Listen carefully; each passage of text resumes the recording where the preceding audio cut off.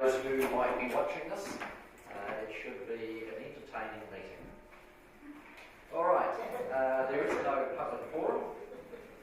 Apologies, I've received apologies from Councillor Benson Pope, who's on council business, Councillor Mike Lord and Councillor Vandervis.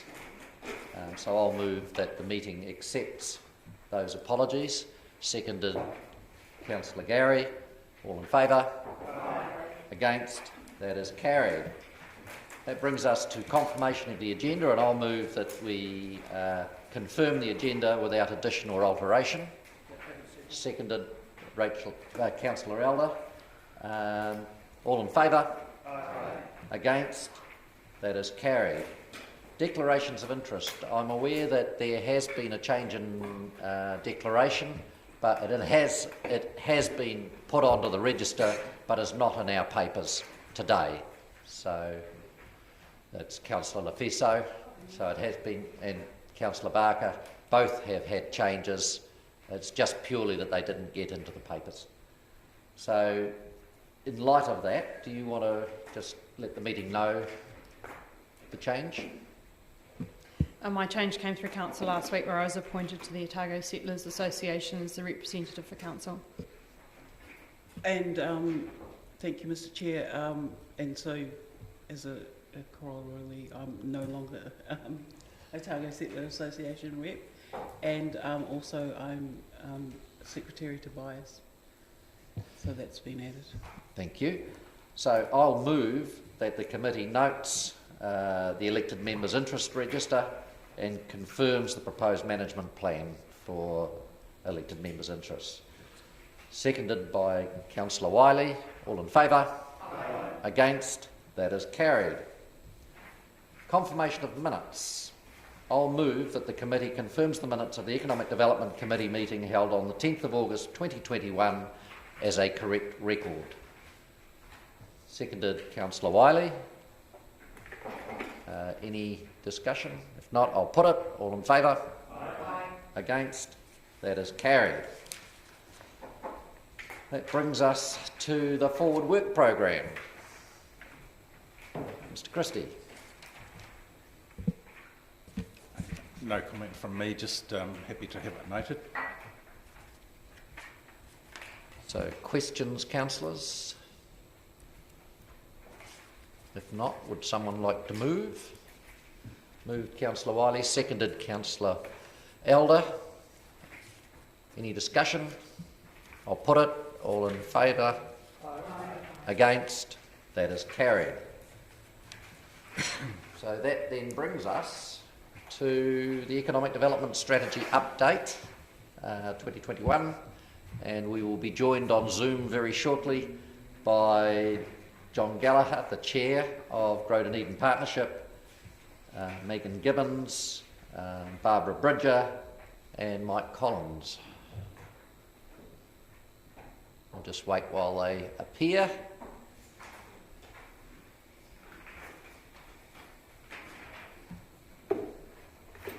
Good morning, Mike. Just let us know if you can hear us. Yeah, thank you, Chris. We can hear you loud and clear. Yep. Mike, can you hear us? We can't hear you. Oh, I can hear you if you speak loudly. That's good. So can I pass over then to the Chair of Dunedin Partnership, John Gallagher, to speak to this item.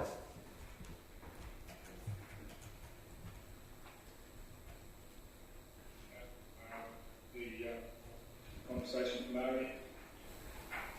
It's a pleasure to have an opportunity to meet with you all this morning, and thank you for allowing us this opportunity.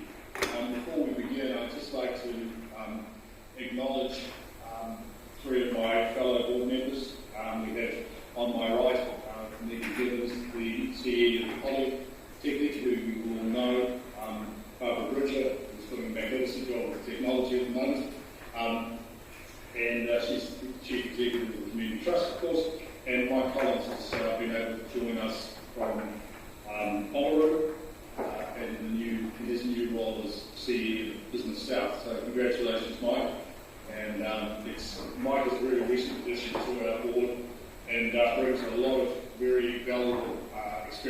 perspective to the conversations that we've been having over the last several months. So with those introductions, I guess the opening comment is about the vision. And for as long as we've been having the discussions around the Grow Dunedin board table, this is all been about growing Dunedin as one of the world's great small cities. And there are lots of conversations that we've had in the past which direct our thinking towards that. And I think today it's probably a good opportunity to do is just reflect on what's happened over the last 8 years since we first developed the economic strategy, the economic development strategy for the city, and where we began and where we are now. And I think the whole idea of developing that vision of Dunedin and its future has drawn on and has been supported by representatives from each of our key institutions around the city. And I think that that is a very important mechanism for these conversations. And again, I'd like to acknowledge the DCC and council members for their ongoing support of this group. It is, we think, an important part of a broader conversation about what our city can achieve over the next 5 to 10 years. Now, you will have all received a copy, I assume, of the update, the reflections to 2021 for the economic development strategy. And I'll make some early comments or initial comments around that paper, and then more than happy to undertake Q&A, and also very much look forward to your thinking around where the city might aspire to. I think one of the things we'd like to keep in our conversation is a little bit of aspiration of thinking as well. Some of the things that always there are nice to have and there are the need to have. I think we try to temper our discussions. Going through 2010, 11, 12, there was the genesis of this group was set up, and it was a unique structure as far as the cities around the country were concerned. And there were several comments passed at the time that we set a very, very good example for other parts of New Zealand. We've got a cross-institutional group that's actually thinking about what the long-term outlook for the city. And I think that's, proving its value. And again, it's something that we believe continues to be a part of that conversation, as I said earlier. In that context, I'd also just like to acknowledge the preparatory work that's gone on from staff, particularly BD and the city, in preparing that overview for you. There's a lot of back work that's been put together to give you a concise overview of where we're thinking at the moment. So when we launched in 2013, you all recall that Dunedin was a very, very different city, a very different place. And we were dealing in many respects with some of the challenges of decline, which had begun in some years prior to that. It certainly wasn't helped by the onset of the GFC. And I think it was a very intuitive and very clear response. The city looked at it and said, well, these things are challenges inherent to that, surely there are opportunities. And I think from that, the strategy had its beginnings. And you all recall the 10,000 jobs and the 10,000 GDP growth per individual. And you see in the numbers at the moment that we have largely kept on track to achieving those, given that we are, essentially nearly 8 years through what was a 10-year vision, 10-year strategy. So I don't really want to go back and litigate why things were what they were in 2013. I think we all understand that, and I think there's been a collective response across the city which has reset our views and regained some of that momentum that we were struggling to hang on to back in the early 2000s. We are not losing people in any form now, and we're not losing businesses to any great extent as we were at that stage. And I think what we've now been able to achieve 8 years on is a city that's dealing pleasingly more challenges of growth as the opportunities are emerging. And I think the challenge for us now is to understand what opportunities we want, what we think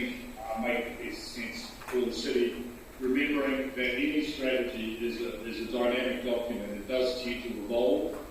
And one observation we would make is the targets or the ideas or the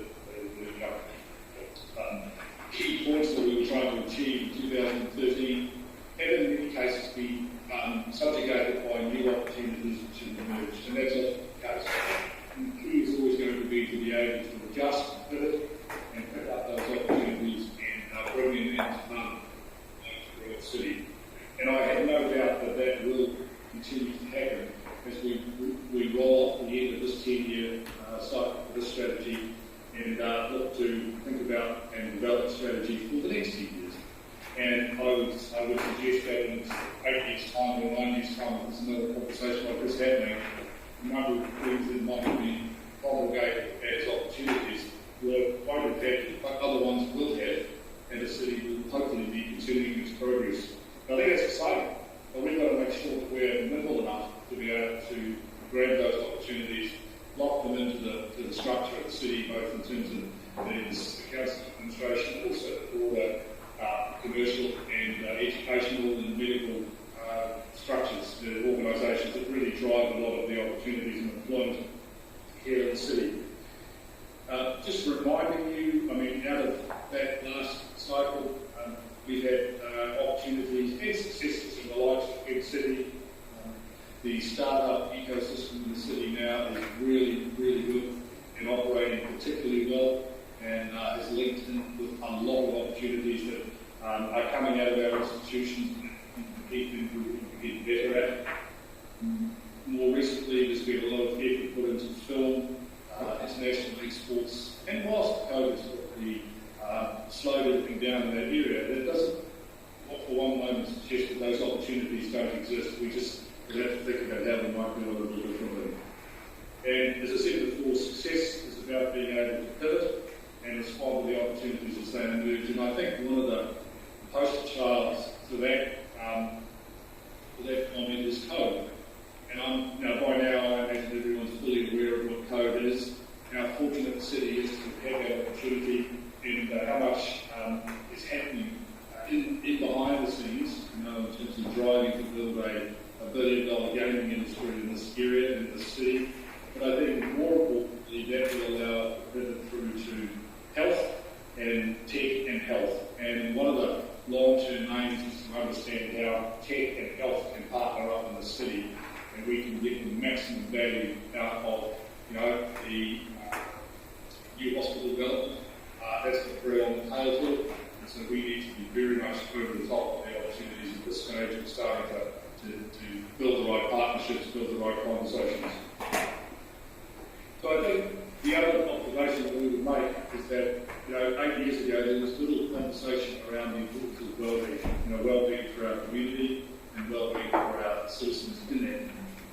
And so clearly in the years ahead, likely in a post-COVID environment, those sorts of lenses of well-being and the health in every respect for all of the members of our community is going to be an important filter. It's going to be an important component about how we think about what we could and should do. And so, that said, from the point of view of the GDP group, the board, we see that as just one of the many positives that are available to us now, which weren't some time ago. And an important thing to take away too is that there's more and more an inherent confidence about our ability to do this area of the country and attract the place that live, work, raise their families. And that's really important in terms of just growing people and continuing to provide a broader rates base and continuing to get development in the city as people move here and build new homes and so on and so forth. I mean, everybody understands the model around that.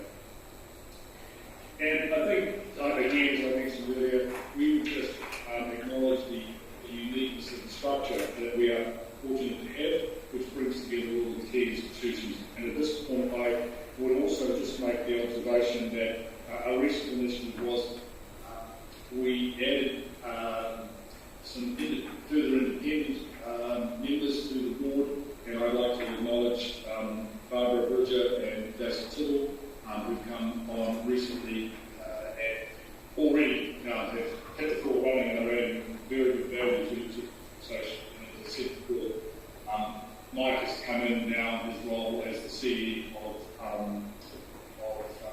itself, but also brings a very, very important perspective around health and his understanding inside that, and part of that with Ted. So I think we're very fortunate that we've been able to have three new voices, new minds, and new sets of experiences around the board, and we're looking forward to working with each of them. I think that's probably enough in terms of introductory comments. The paper that we've received goes through all of the areas that are relevant to the 10-year strategy. The important part right now is to have a quick look at pages 9 and 10 of that proposal, of that paper. And really that is attempting to just give you some key data, some key numbers to support what the has achieved over this extended period, and most particularly the two goals that came out of the first market strategy, which is the extra 10,000 jobs over 10 years and an extra 10,000 income for each person. And given that we're between 7 and 8 years through this process, we think we're tracking pretty well. Obviously, the last 18 months, 2 years, there's been some pretty interesting challenges out there that we're doing well. But fundamentally, that has embedded itself inside the community, and there is good momentum still out there. But importantly, it's about an attitude. It's a change of attitude, there's a change of confidence, there's a change in optimism. Those things are all very important in our view to the culture, to the DNA of the city. And I think being able to see some of those things becoming embedded in people's conversations now, and all of you will know that the people you talk to, they have a different view of the city and what it is. Those things that other people are not happy about are generally shifting back to the challenges of growth. And that is a very good problem to have, rather than trying to find answers to areas where there is significant decline. So I think those numbers are important to us. And on page 10, you will see some other numbers. We've just tried to the extent that we have the data available, we pulse check on Dunedin since COVID-19. So we've been doing our part, and things have been tracking this list as well as most other parts of the country. And that, given that we have a significant employment in health through the hospitals, and then of course education, we work with here.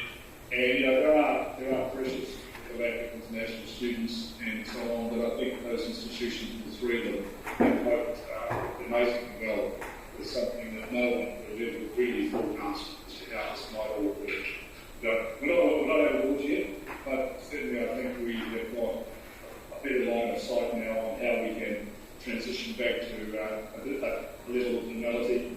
That normal will be different, and I think our view about this table is that we can see that will present opportunities that we might not have contemplated.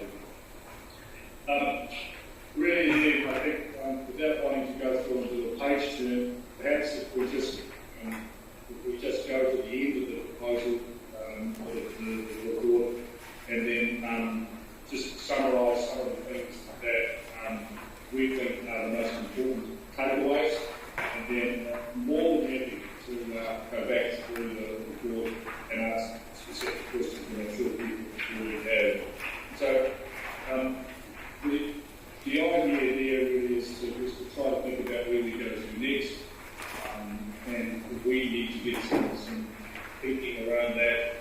We very much appreciate the feedback, because what we're trying to do now is to think about what the next cycle will be in terms of an economic strategy, what that might look and feel like, and remembering that the big conversation is always going to be, whether it's in a city or organisation or community group, is about what is successful. What do we actually think this city needs to be thinking about now to get us to the place where we want to be in 6, 7, 8 years' time? And there's always going to be challenges, because resources are always limited. And so I think those conversations are going all around us, and I think we're very happy that we are able to continue to play a part in that. But I think too that one of the things that perhaps can distill some of those conversations is to rethink, reform, update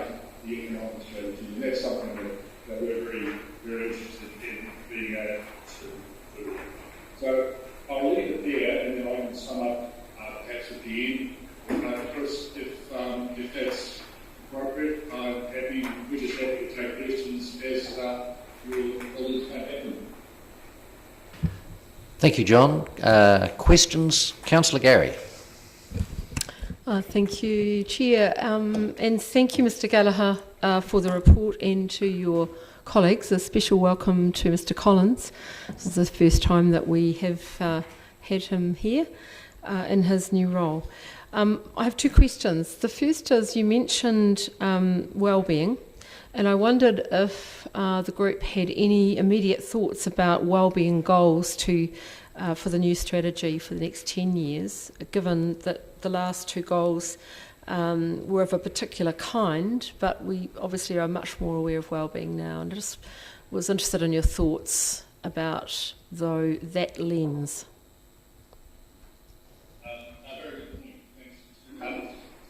It's very much the beginning of the conversation for us. And I think that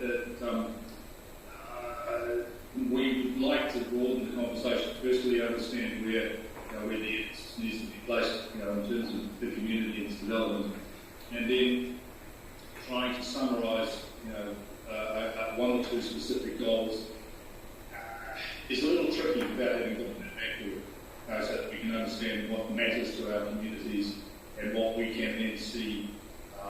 And I guess one of the things that we've talked a little about is that within the whole economic strategy is partnering up against people who city grow and develop, and then what that can do in terms of supporting some of the non-measured ways, which is the wellbeing piece. So how can we, through our success as a city and potentially as from an economic perspective, that has to be under control and operating to be able to respond to the challenges of wellbeing. So it's very much, we think it's a partnership exercise at this stage, but I think the work that we look like we will do over the next 12, 18 months will better refine that. And again, we're very open to those conversations, and we need to make sure that we've got a broad constituency feeding into that. Thank you, that's helpful to hear. And my second question was the comment you made about pivoting and being nimble. And I wondered if you could dig a little deeper just into that, around Dunedin's ability to be nimble. It's not an easy characteristic. We've all had to do it in various ways throughout the community in recent times. How do you think that we have fared in that?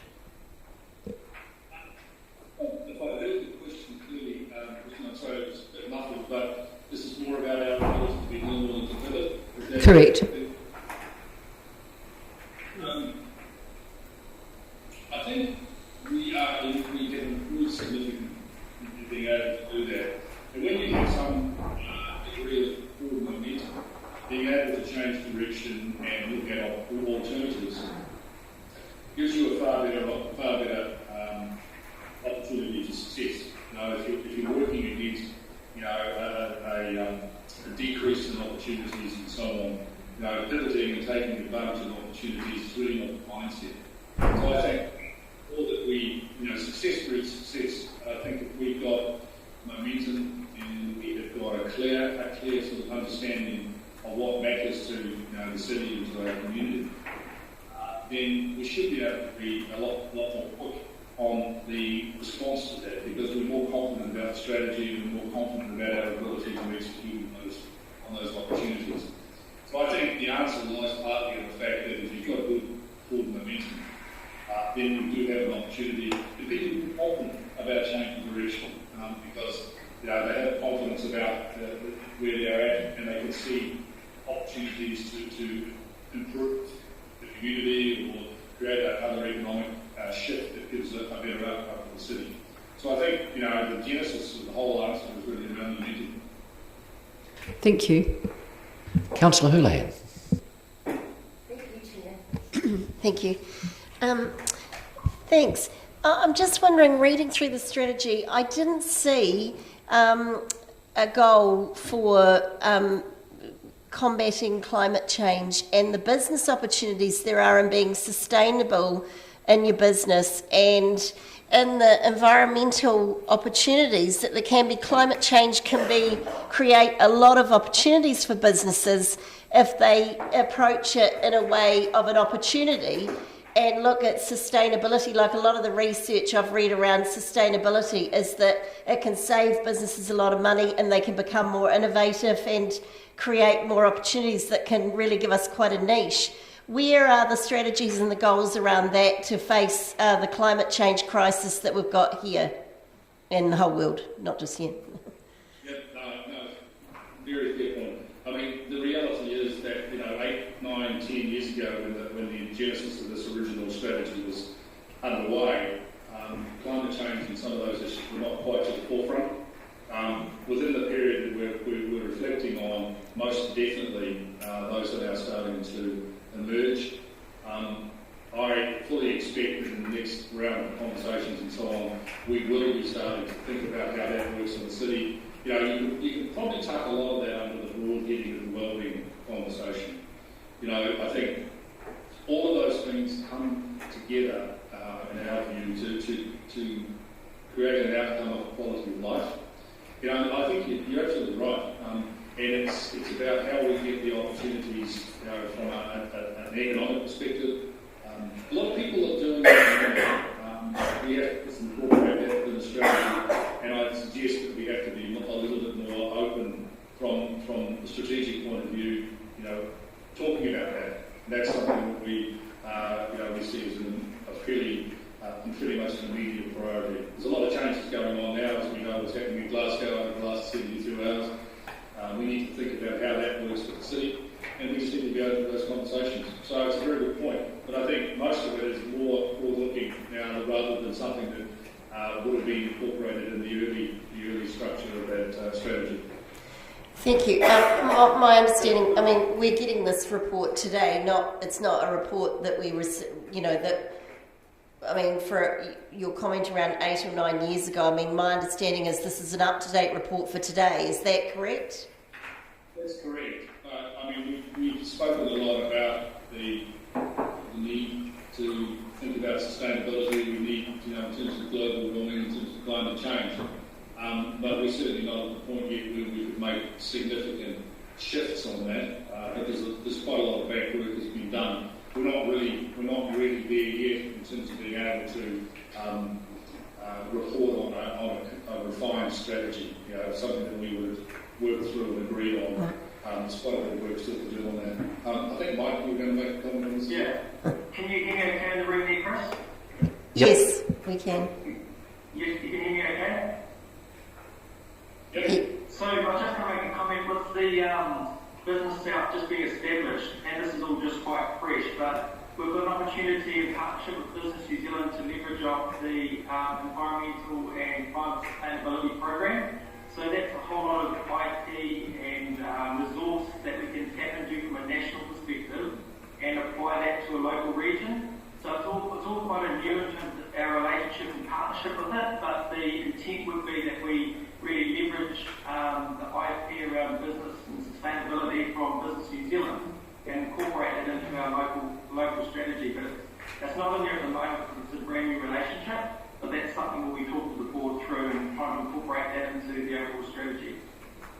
That's great, thank you. Because there is a bit of fear around it, but I think if it's seen as an opportunity, it could create some real financial benefits and windfalls for businesses that take that up. Yep. I've got one more question. I love the entrepreneurial stuff that you've got in this report. It's fantastic, and I love the stuff that Startup Dunedin is doing. What I wonder, and Mike might be able to answer this, I don't know, but is where I see perhaps a gap is around everyday, the businesses, perhaps the little retailers or how do we make people like that, businesses like that, think in a more innovative way and maybe think differently outside the square in a more entrepreneurial way, because a lot of people say, entrepreneurship, it's not, they don't see it or understand it.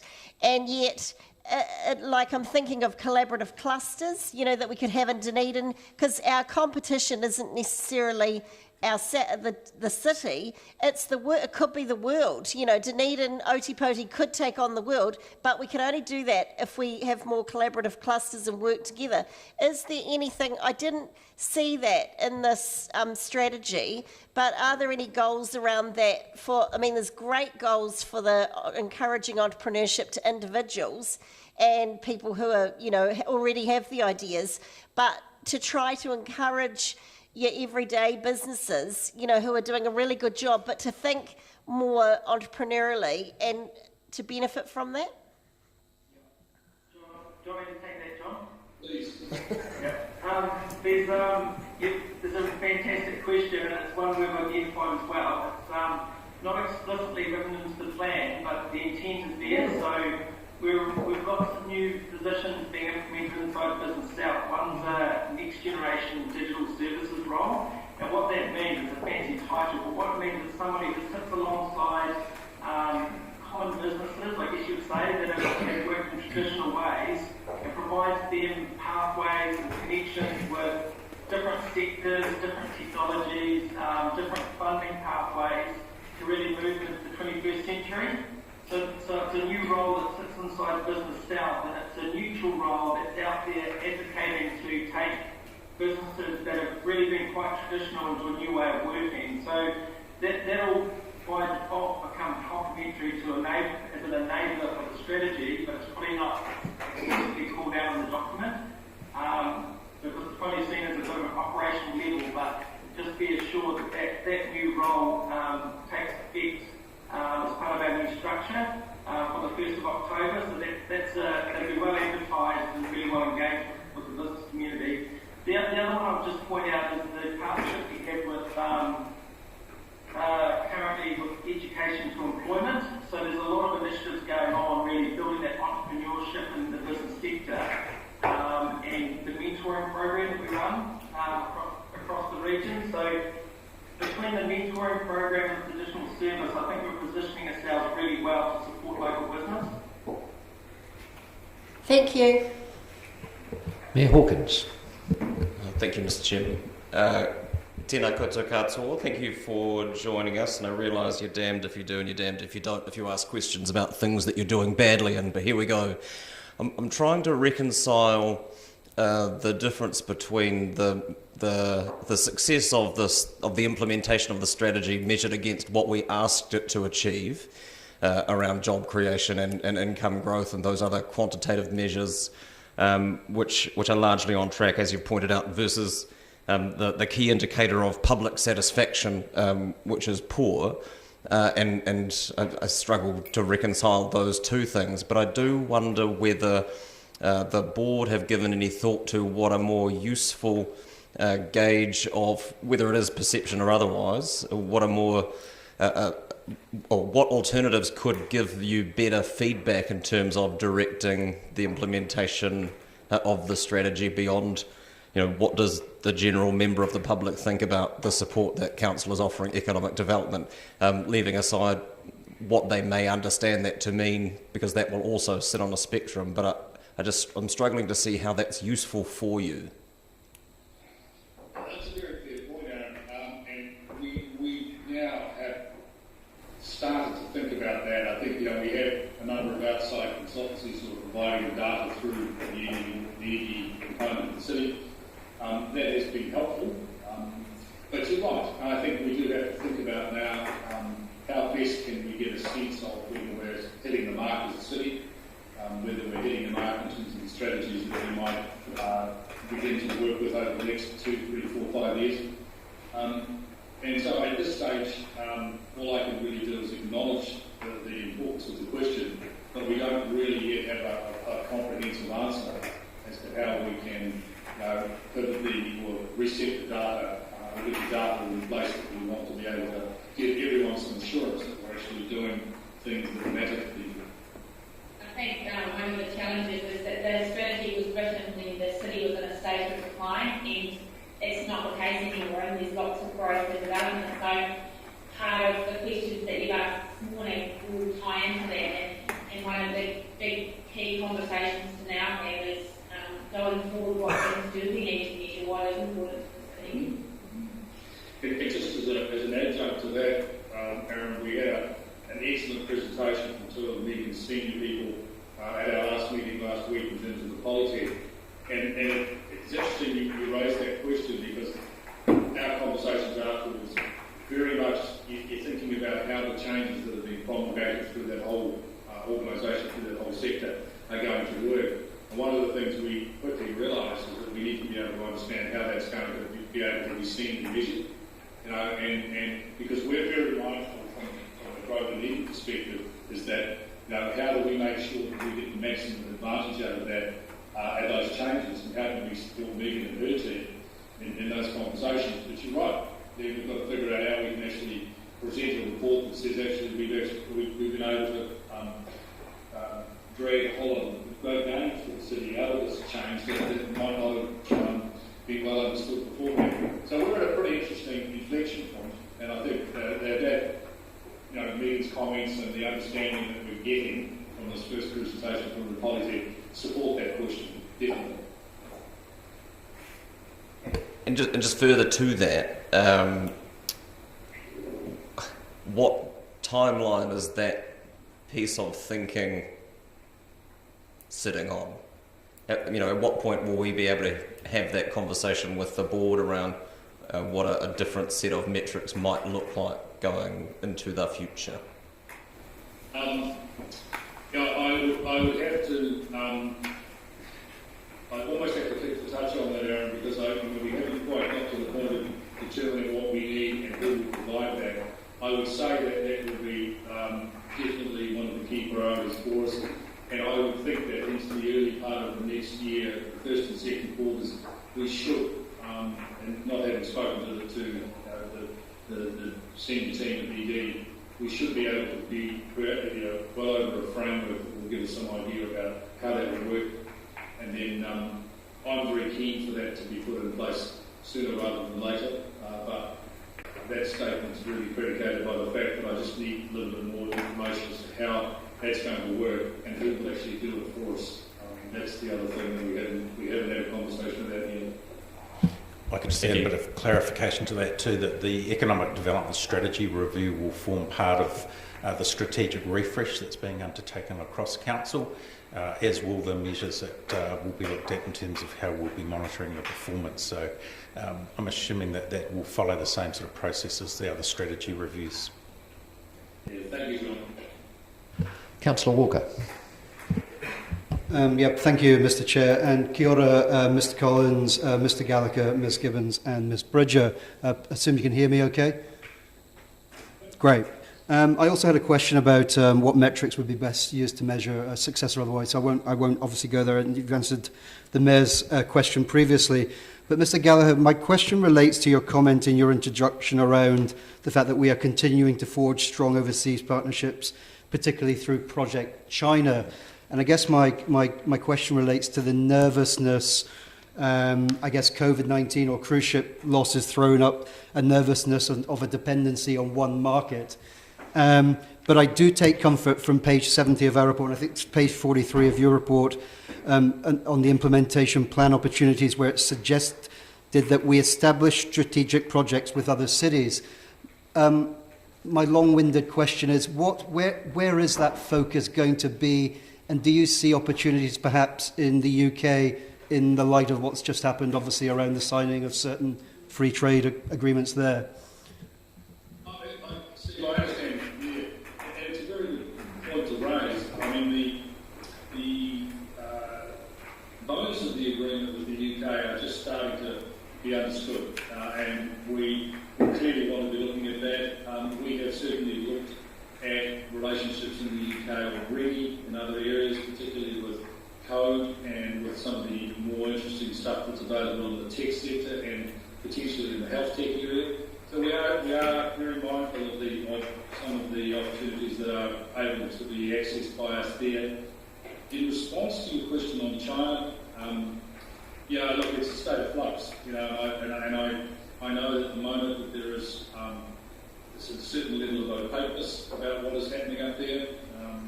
And the thing that we remind ourselves of, though, is the long-term effort that has gone into building relationships, sister city relationships with people in those parts of the world. Now, they don't happen quickly, and we would want to keep those conversations open as much as we'll go and develop other areas. But I think we will need to make sure that we understand what is happening up there and whether there are new opportunities in terms of education or other areas where we might be able to collaborate. And so it's not short-term by any measure, but we would want to still maintain the level of relationship there that gives us an opportunity to perhaps do something 1 or 2 years down the track. As I said, the effort put by people over many, many years to build those relationships could well provide opportunities for us. But I think at the moment, there's a certain amount of just keeping everything ticking along. I like what you're thinking about in terms of the UK and other areas. And if we do have, a strong trade agreement that emerges, there's every chance that we may well be able to leverage off the back of that, and particularly given some of the institutional relationships that already exist, they could well develop into something a lot more important. Thank you. I have comments about the export side of things or the offshore things at this stage, or really to you? No, we've dipped our toes into it, but you pretty much summarised it really well. It's about maintaining communications with those strong relationships we've already got, so that they realise that New Zealand's kind of hibernation as opposed to not there at all.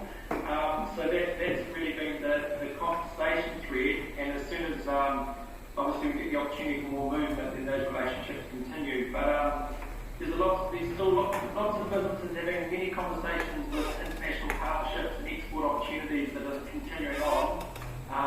But it's just a difficult environment to work in at the moment. But John's point's really valid. It's about maintaining those relationships it's a long game, and we've put a lot of energy into those relationships, so it's just securing those for the future. Thanks. Yeah, thank you. I have another question as well, which is slightly less geopolitically fraught, and it may be for Mr. Christie actually. And it's about the red carpet treatment that we give up. My question is, and I've wanted to ask this for quite a while, who actually gets it? Is it based on size? Is it based on monetary value? Is there a measure as to who gets red carpet treatment? No, and therein lies the difficulty in that it really is an approach which I'm trying to take across all of council, so that it doesn't matter on size, scale, importance, that people should be getting that kind of treatment from council from the minute they engage with us. Some of the larger projects have been the focus of attention in the past, purely because of the significance of those developments, and that is ongoing work where we still do work with large developments to ensure that they get a smooth pathway in dealing with council. Not having to deal with multiple people is a real advantage, as you can see from some of the detailed comments there. Thank you. Thanks, John. Councillor Lefiso. Tēnā koe, Mr. Chairman. Tēnā koutou. My question relates to the narrative around retention of almost 25% or something of graduates. And have you drilled down to see how many of those graduates are actually from Dunedin, born or raised here? Off the top of my head, I couldn't give you the geographical delineation. Are you able to comment? I can say our graduates are changing. We are getting more of a Dunedin, Otago, Southland mix than we had previously, but I am unsure for the university. I know that we used to have 60% of our learners came from out of region. That's moved to closer to about 45 over the last couple of years. And a lot of that is to do with trades starting to be something that's a lot more appealing to people, and so that has changed the demographic and where they come from. There's also a greater attraction to stay here. So again, as the city grows and opportunities are available, and we do have a very strong construction industry, a very needed healthcare industry, and a great startup community that students or our graduate trustees, there is an opportunity as well. So there's definitely a shift, and a lot more people are happy to remain in Dunedin. So that's not incidental, it's sort of just a happy coincidence that, so there hasn't been a deliberate targeting of Dunedin-raised young people. Because to me, well-being is linked to actually deliberately targeting areas of what I call inequity. And so, I look at page 49 and the report on code. 5% of that team are Māori or Pasifika, and so to me that's appalling. And I just want to know if you've got any, along the wellbeing questions of Councillor Gary and the climate change questions of Councillor Houlihan, what deliberate strategies are you putting in place to target populations and communities where there is great inequity? It's not a level playing field. Probably at the other end, it's probably not at the graduate end, it's at the enrolment stage and working with our local community to find those opportunities and to see learners into the pathways that will get them to the outcomes that they need. And there's a lot more focus on the importance of that. So as a city, we've had the privilege of education being important and being something that people come here because of reputation. There is that Dunedin factor. What we know now is that if we can guide our local young people and people retraining into careers that are important for them and they can see an outcome, then we get much better engagement and transition through their journey. In that observation, really, thank you. If David Thompson was here, from the point of view of the university, I'm sure he would reflect that the work that they're doing, and the anecdotal feel we have at the moment, both the university and the Polytech, is that as Megan has observed, Dunedin is a much more attractive place to stay and do things now because there is again opportunities. And several years ago, there was just a dearth of opportunities for young people. And any parent who's listening today would say, anything we can do to improve the attractiveness of this part of the world would be something they would be supportive of. But I think in terms of engagement with Māori and Pacifica, we understand the importance of that.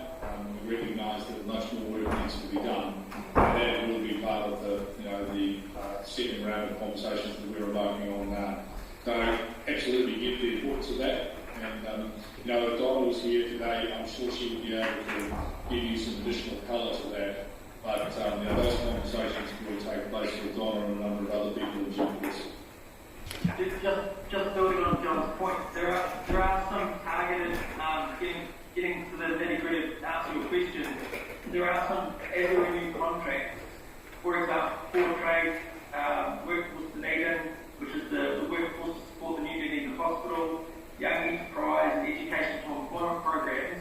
We're weaving into those new kind of KPIs, specific measures around Pacific Island and Māori participation. So they don't exist at the moment. So I can see it as an easy area to put greater focus. And the numbers for those programs are significant. The Young Enterprise scheme alone has gone from 120 students up to 310 students in the last 12 months. So we're getting huge growth in those areas where we can actually focus particular participation rate. Just to support that, we had the genesis of that, as we did the code business up and running. There was significant engagement with Māori and Pacific communities in that area as well. That attracts a different cohort of young people, but again, there is an emerging focus there, and there are some very talented young people who are beginning their journey through code. And that is exciting for the city because it just brings that diversity that we need in terms of how this new initiative is going to work. And so the broader we can make that, the better. We hope the success will be in the longer term. Thank you. Councillor Parker. Thank you, Chair. I just want to ask a question, I guess, around the taking the pulse of the businesses.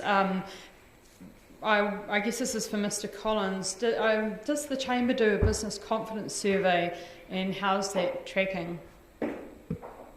Yes, we do business confidence surveys, and we also just do regular pulse checks, because as you're aware, the changes coming from government are quite regular at the moment. The pulse check in the business sector is changing all the time. We ran a pulse check, kind of sense of confidence last week even, and we've got, the 60% of businesses are able to kind of see their way through the challenging environment, and then we've got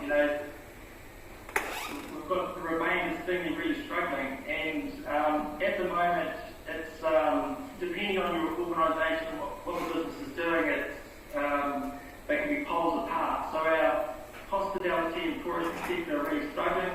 I'm probably just stating the obvious. We've got the small cafe sector still really struggling with not having the volumes of people out there attending. We've got other industries that are actually booming. The tech industry is extremely solid. The areas, I'm up here in Oamaru today, I'm doing a pulse check this afternoon. The impact of not having access to domestic travel in the country is putting huge pressure on the business sector. The flow-on effects with supply chain are causing huge issues. And the other piece of feedback from the pulse check is the mental health, which John's alluded to. So I think you're all aware that COVID's put a huge amount of stress on the workforce and the employers, and the programs that we're offering at the moment around mental health for the employer are completely sold out. Those kind of programs are programs that everyone's seeking support for. So that tells me that there's a need out there for greater support from a mental health and wellbeing perspective for business community. But it's not the entire community. It's pockets where they really are impacted heavily as a result of COVID. So I could talk about that at length, but just at a bird's eye view, it's a mixed bag. Some businesses are doing extremely well, and others really suffering, to the point that quite a lot of going into hibernation for a period of time until we get through this and the vaccination rates are up and we get back to business as usual. Thank you. Thanks, Michael. Councillor Raddick. Yes, going back to the overall strategic objectives on page 9 and 10, Dunedin, at the start of this whole economic strategy, Dunedin was well below average and is now tracking about average. So it's just a general question. Has there been any investigation of what other jurisdictions that have been regularly tracking above average, just because if we're on average, there must be some well above average, to identify any strategies that they have in place which are attributable to authority initiatives. So in other words, I think you understand. I hope you understand what I mean. Jules, I'm just battling to hear the question. It was very muffled. I'm sorry. Okay. I'll try again. Have you identified any other jurisdictions that are tracking well above average on economic development that have programs that are attributable to authority initiatives? Right. Other jurisdictions, you mean other cities, other regions? Yes. Right, thank you. I understand. Not exclusively is the answer. At the moment we've been focused more on, not exclusively, but more on what we can do in Dunedin and what gets the best outcomes that we can within that strategy. Some of the data that we have available to us, particularly from Infometrics and the like, does give us some sense of successes in other areas. But at this stage, we have been predominantly focused on what happens here. But again, the observation is a relevant one. broaden our database. I think it goes back to a couple of questions earlier. You know, that we're going to be able to now measure the progress and momentum more effectively. Then the logical next question, as you pointed out, is going to be, so how does that compare with people up the road or one of the similar sized cities in the North Island and so on? So yeah, I think that's a good observation, but it's something we need to do more of. Councillor Houlihan. Thank you.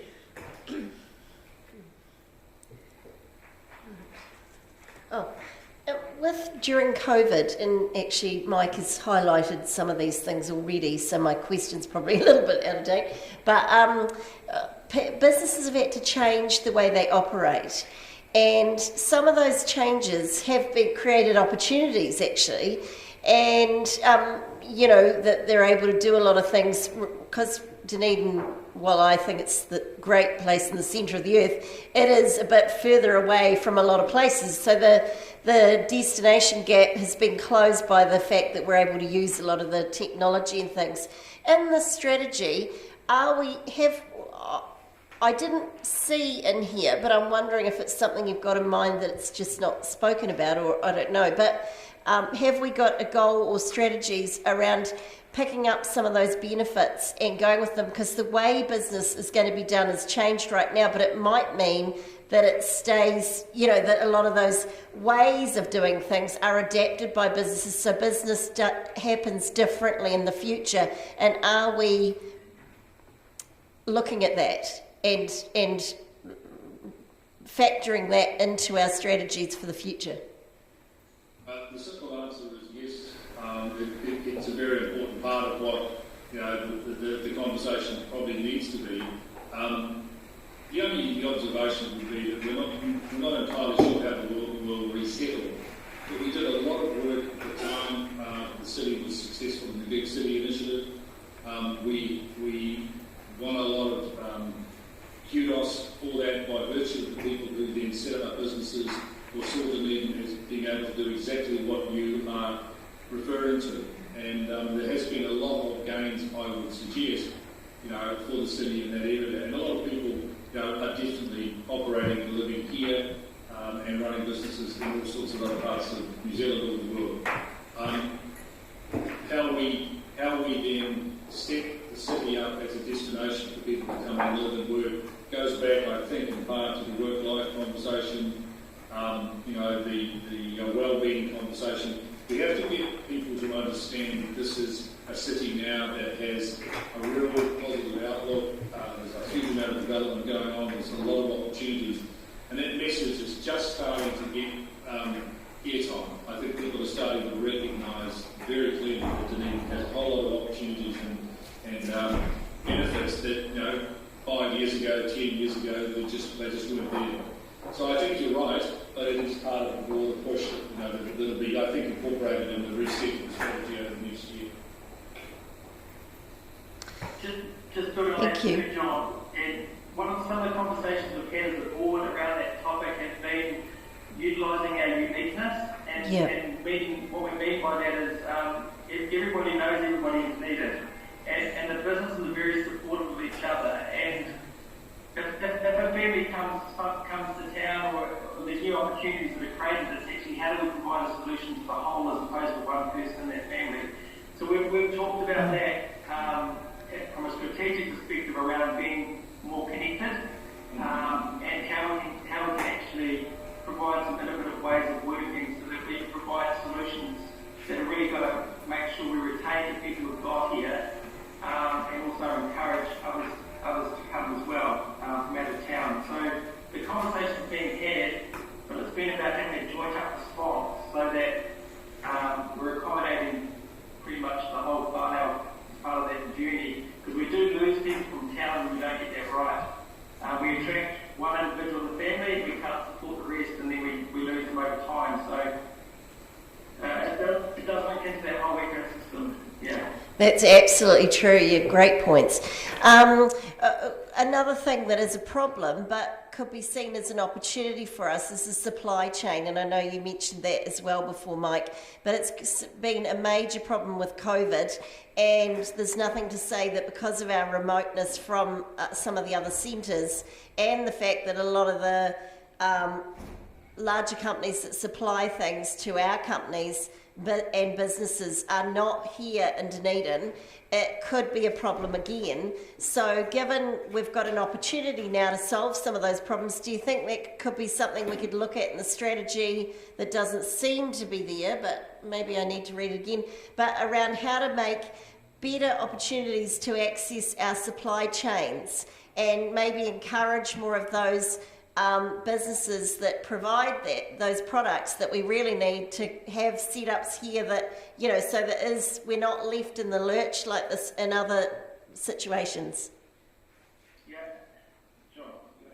I was just going to make an observation, Mike, that is a particularly interesting commercial opportunity, and I would respond in saying so that, you know, in terms of how we might create a policy response or change something within the city that allow the people who are very good at managing those types of businesses to set up here as opposed to somewhere else would make a lot of sense. But we need to understand what the impediments were. And, you know, if you're going to, you know, fractionate a supply chain, then there is a significant capital investment that would be required to build a distribution set up here, and then we would be competing against the centralisation argument which Christchurch wins a lot on in terms of South Island distribution. I mean, it's a good question again, Carmen, but, you know, practically we would have to try to think about what roadblocks might there be in the city to prevent people doing that, and if we could change that and remove that, would that mean that people would take that on as a commercial opportunity? Could be my view anyway. Yes, it's a good, I mean, it's something that could be in a strategy, because it's a clear problem now, is how can we solve that for future? Because what I think is important out of COVID is that we seize the opportunities, and as a city I think we're an ambitious city, and there's no point us sitting down. I'm not saying we're necessarily doing this, but being victims, we need to be proactive and look at our strategies now need to include the lessons we've learned from COVID and be a strategy for today. I don't mean to Councillor be rude, but I Houlihan, is there a question coming? whether the question is a question whether the strategy is one fit for 9 years ago or for today. Well, I think in part it's a two-part answer, Carmen. One part of what we're talking about today is reflecting to some degree about where we come from and some of the key points of that part of the journey. But importantly, and I think in my view more importantly, it's about where to from here. And so all of the observations and the questions and the comments this morning have been particularly helpful in that respect, because it simply reinforces in our minds the importance of the conversations we now need to have, and, you know, and we need to, you know, continue supporting the momentum that's already in the city, and we need to make sure that, you know, when we fire a shot, it's actually at the right target. And I think that's the thing that we've got to keep working away on. So I wouldn't disagree for a moment with what you're saying. Councillor Gary. Thank you. Just on that point, Mr. Gallagher, so as I understand it, this morning we're in this report, you're acknowledging the journey thus far based on the goals set 9 years ago, which we all agree are now somewhat outdated, although, you know, we've seen great progress in that. And you're taking on board what we've learned in that period and how the position has changed and what we need to incorporate in the new strategy. Have I got that correct? Exactly. Thank you. Right, so into my question, my further questions. Just on the increasing migrant numbers, I just want to check, presumably you're aware of Council's push to government, central government, around a presence for Immigration New Zealand here in terms of a pop-up office. Are you aware of that? That's my first question. I'm sorry, I just missed the last part of that. So are you aware of Council's push with local government to have an Immigration New Zealand presence here in the city via a pop-up immigration office. Are you aware of that? Yeah, yep. We are. Right.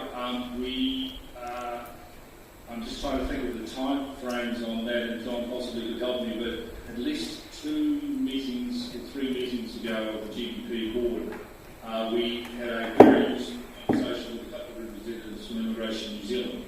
And Jason Tittle, who unfortunately can't join us today, was very helpful in that conversation. So yeah, we're looking and wanting to understand how we can clear the runway from an immigration point of view and how we can get some advantages for this part of the world. So that we haven't had a follow-up conversation with that yet, but it sounds like we might have to just triangulate the discussions between the council and ourselves, just make sure we're not duplicating what we're doing. But no, we are aware of it, but we also recognise the importance of it. Excellent. And in my conversations with Minister Whāwhoi, he understood that it was more than a sector-to-sector conversation. This was a more general need with international students, former refugees and migrants. So that's helpful. But I wanted to just touch on the point you made around the whole family in terms of people settling here, and particularly in relation to migrants. Is that... I'm certainly aware of that and work I've done in the past, and I'm pleased to hear that that's a focus for you. Mr. Collins, you mentioned that. I wanted to know, though, currently, what is the situation around getting skilled migrants into Dunedin to fill very specific gaps, for example, with the hospital build and so forth, because it certainly is a challenge. We've certainly heard that. What's the current status, Mr. Collins? Probably a question for you. It's a fantastic question, and it's a significant problem. So the status is it's still a massive, massive issue, and the lack of ability to, for want of a better word, gain employment through people coming from overseas is a significant issue across many, many sectors, from health right through to the rural community. So the whole concept around the inability to gain access to individuals from overseas for employment is really a major Achilles heel across the country, but certainly within the Otago region. And most businesses I go to, the reason they can, they're looking for huge employment of new recruits is because they don't have access to international employment. Aged residential care facilities are in crisis down in the Southland and across Otago. We're unable to get Filipino nurses, let alone the pay equity that exists in that sector. So to answer your question, it's still a significant issue, and there's a lot of advocacy work going on at a national level around trying to really talk to ministers around possible solutions for that, and try to be as creative as we can with those conversations. But I guess when I attend the national meetings, the issues we have within the Otago region and Dunedin mirrored right throughout the country. Thank you, Mr. Collins, and I hope that we'll be able to collaborate, Council and GDP, around these migrant issues. Councillor Barker. Thank you, Chair. Just have 2 questions. One's just around the benchmarks and the strategy, and there's 6 in there, and I just wonder, they're not reported in the update, and there's actually some quite good news in there, because I've just been on looking at the quality of life statistics, which, when we're talking about overall wellbeing, Dunedin comes 3rd in the 2020 survey. So I just wonder if there's any other reports on some of those benchmarks. I think when we're looking at how is Dunedin doing, a lot of these are sort of taken, I'm not saying out of context, but it's good to put them in context, and Councillor Reddick kind of asked that comparative question as well. So I wonder if, looking forward, if we can look at some of those benchmarks and some of those reports. Not a problem. No, I think we're very, very interested in getting feedback in terms of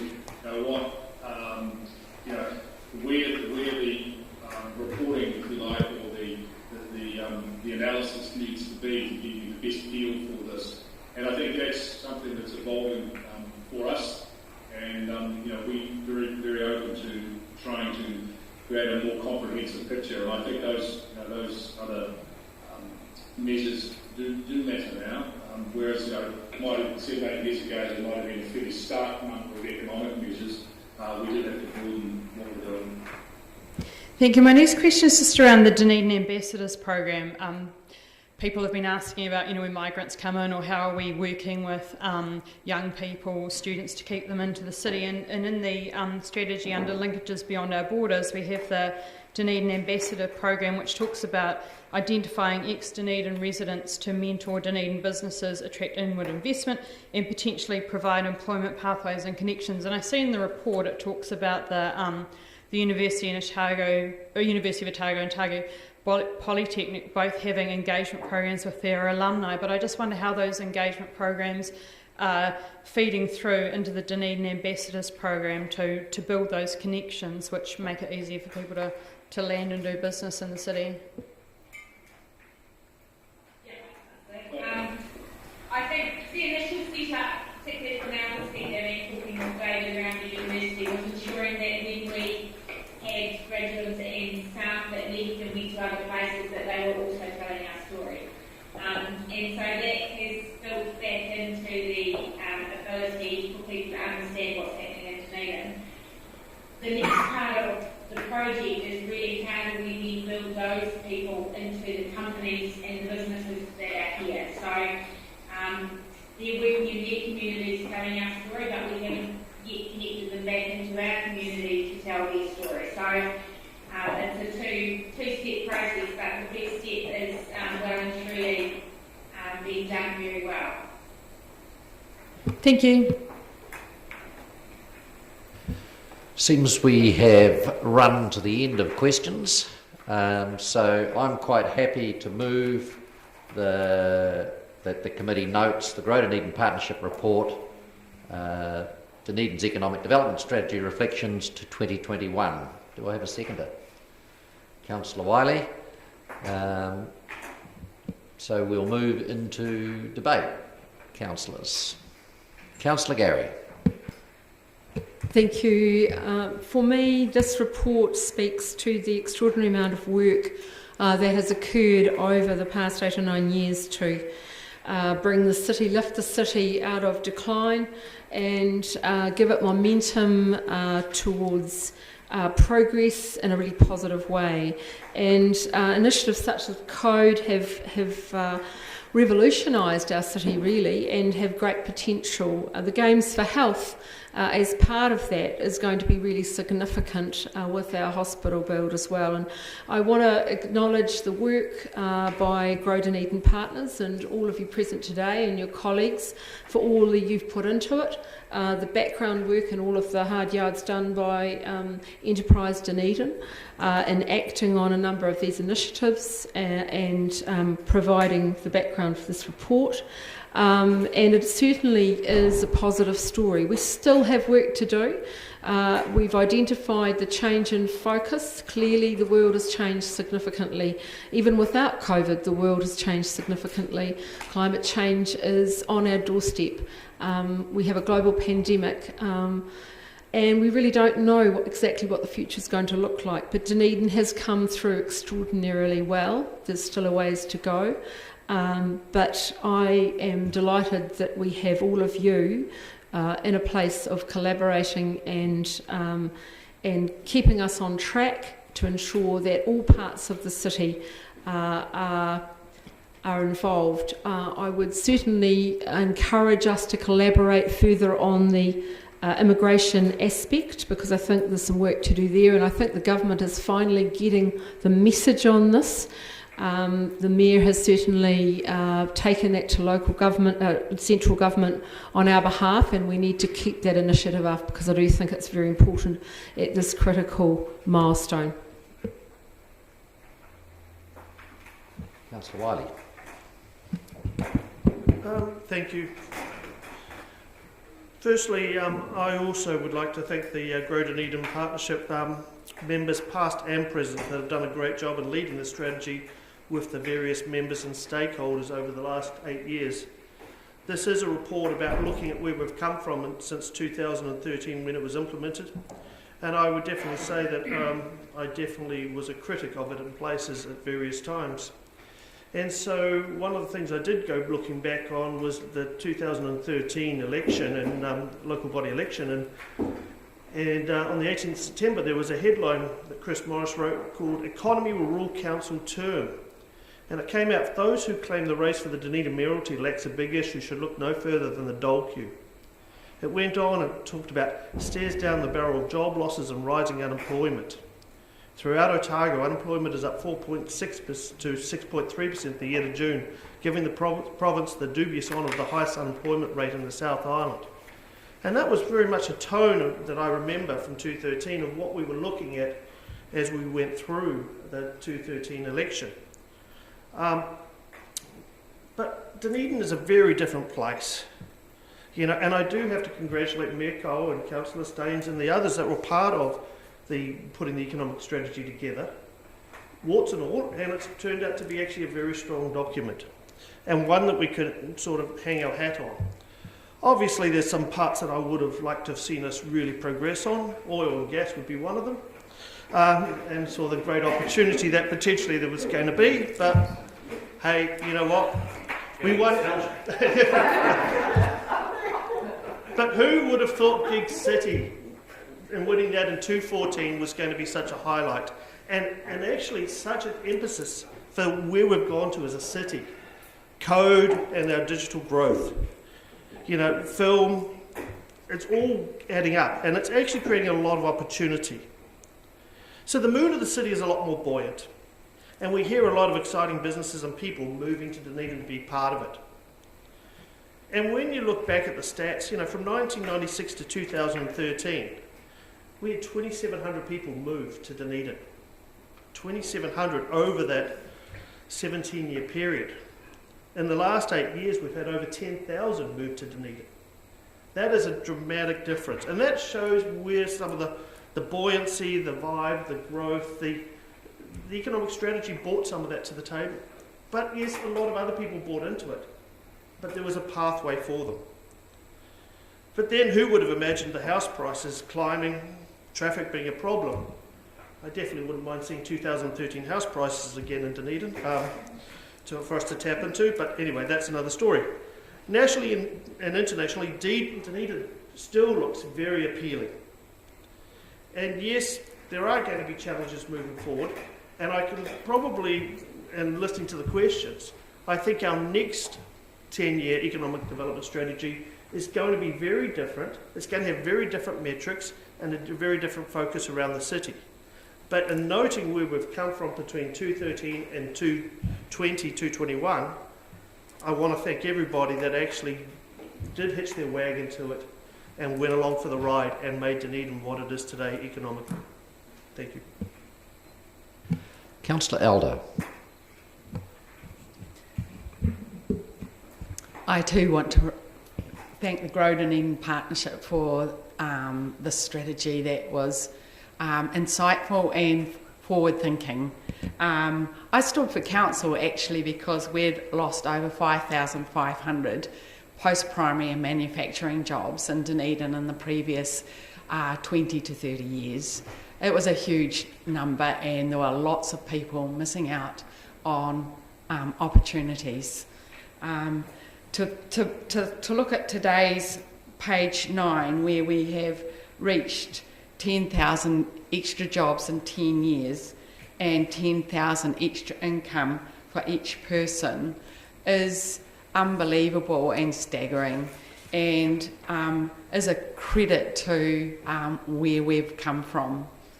I look at the ODT, and I look at every second week there is a new startup or a new business looking to develop in Dunedin, and I look at the startup ecosystem from Distiller through to Petri Dish and Innovate HQ, and look at the number of different people who have come through that support system. You look at Wineley, who's being very successful.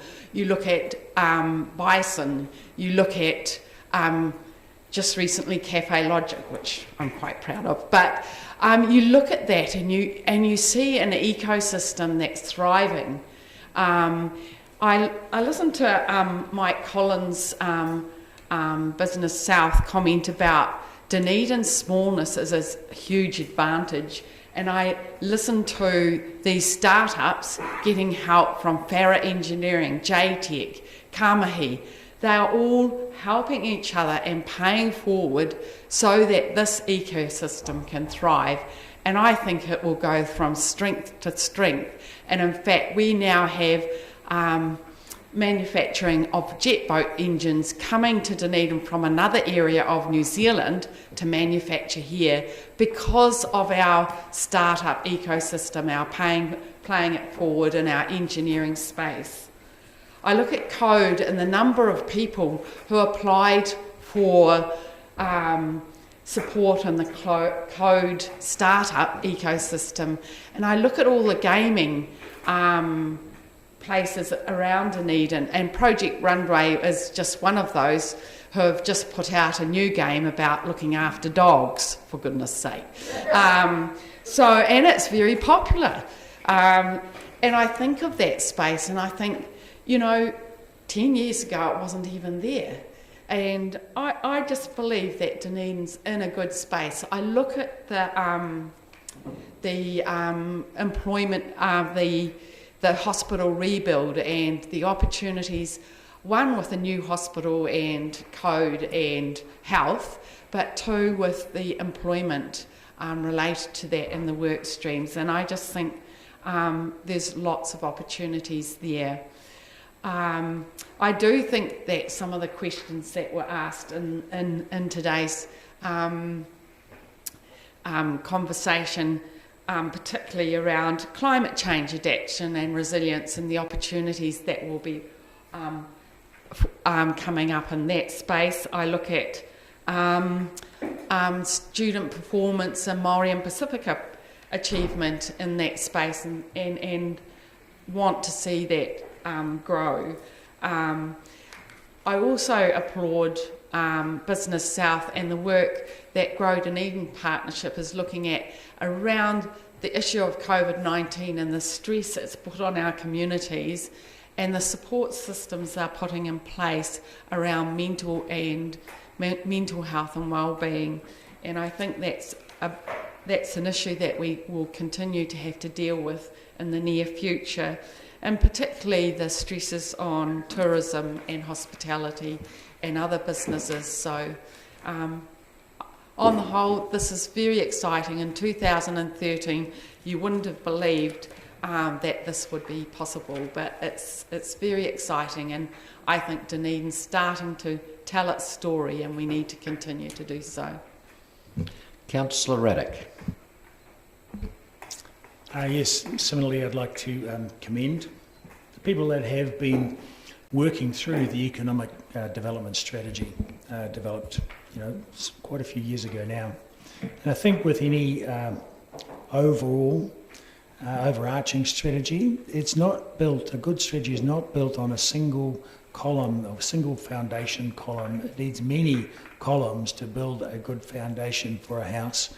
And we have a wide range of columns built within our economic strategy. And I think that has now brought us up to average for New Zealand. But however, many of those columns are particularly strong, and I think we will see the benefit of those in coming years as the superstars forge ahead to make Dunedin much more attractive for economic development. One of the two things that I'd like to mention going forward that will make a significant difference to the success of our economic strategies is firstly the Otago Community Trust, which in the last 6 months has put nearly $500,000 into community wellbeing. So they are actually actively funding wellbeing in the community, and that looks like being $1 million a year going into genuine well-being strategies and developments and initiatives within our community. And so that is quite significant.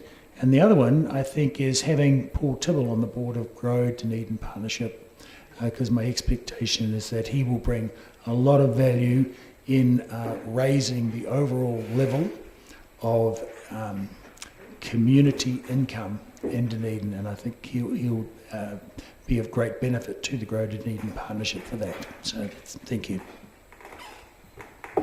Councillor Houlihan. Thank you. Yes, I just want to agree with Councillor Elder and also Councillor Wiley on the things that they've raised, and it is very, very true that for myself as well, I ran similar to Councillor Elder initially when I first ran for council, and I remember at the time jobs was such a major issue. You know, like no one, everybody, the city I would say was probably a little bit depressed in 2013 to 15, even 2016. You know, people were saying, oh, you know, you come here and you can't get a job, and particularly around really good professional jobs. And so when you look at from back then to now, and for us to achieve 10,000 more jobs is their goal, is brilliant, because their name is Grow Dunedin Partnerships. Well, they've grown us, and we've grown, and in actual fact the success, dare you say it, but almost we're slightly suffering at the moment because of our success, because we've got so much growth in the city happening all at once. We've got the hospital build, we've got the infrastructure happening, you know, and the demand on it means there's more people wanting housing, puts pressure on the prices of the houses, more people on the roads, puts pressure on traffic and congestion. So all of those things are happening at the same time. So while we're having all the success, it puts pressure on our city. But I want to thank and congratulate the people in members of Grow Dunedin Partnership for that, because we are a different city now from what we were 10 years ago.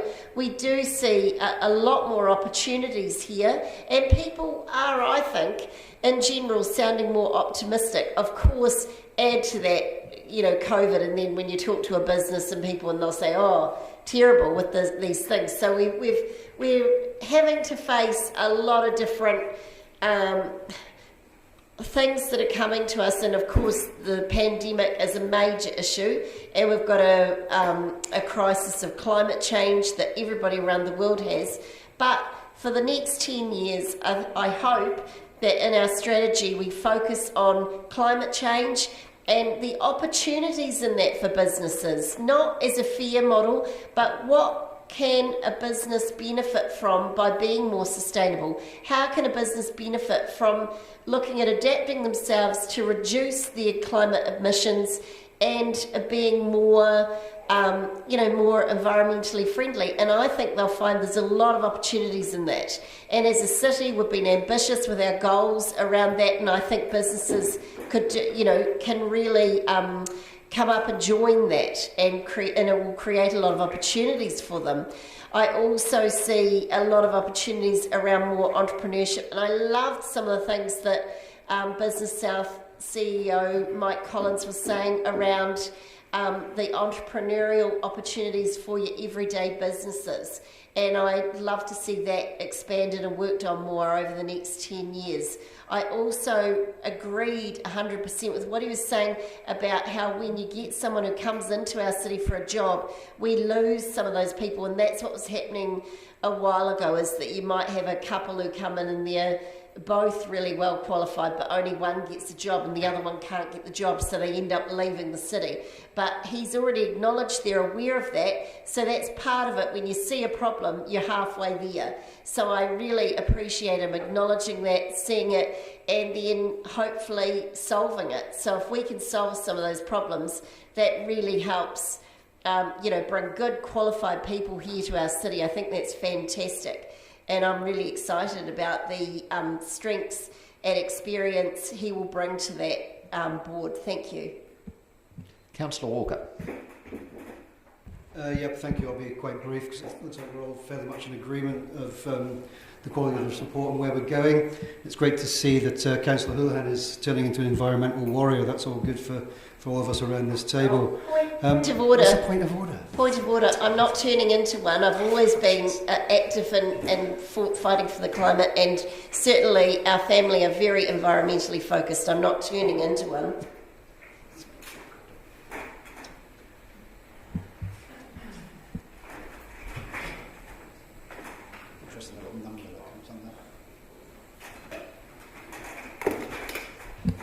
I can't uphold the point of order, but I do recognise that Councillor Houlihan feels she has been active in this area. So, yep, thank you. I'm happy to retract, but it's actually a positive comment, patting you on the back.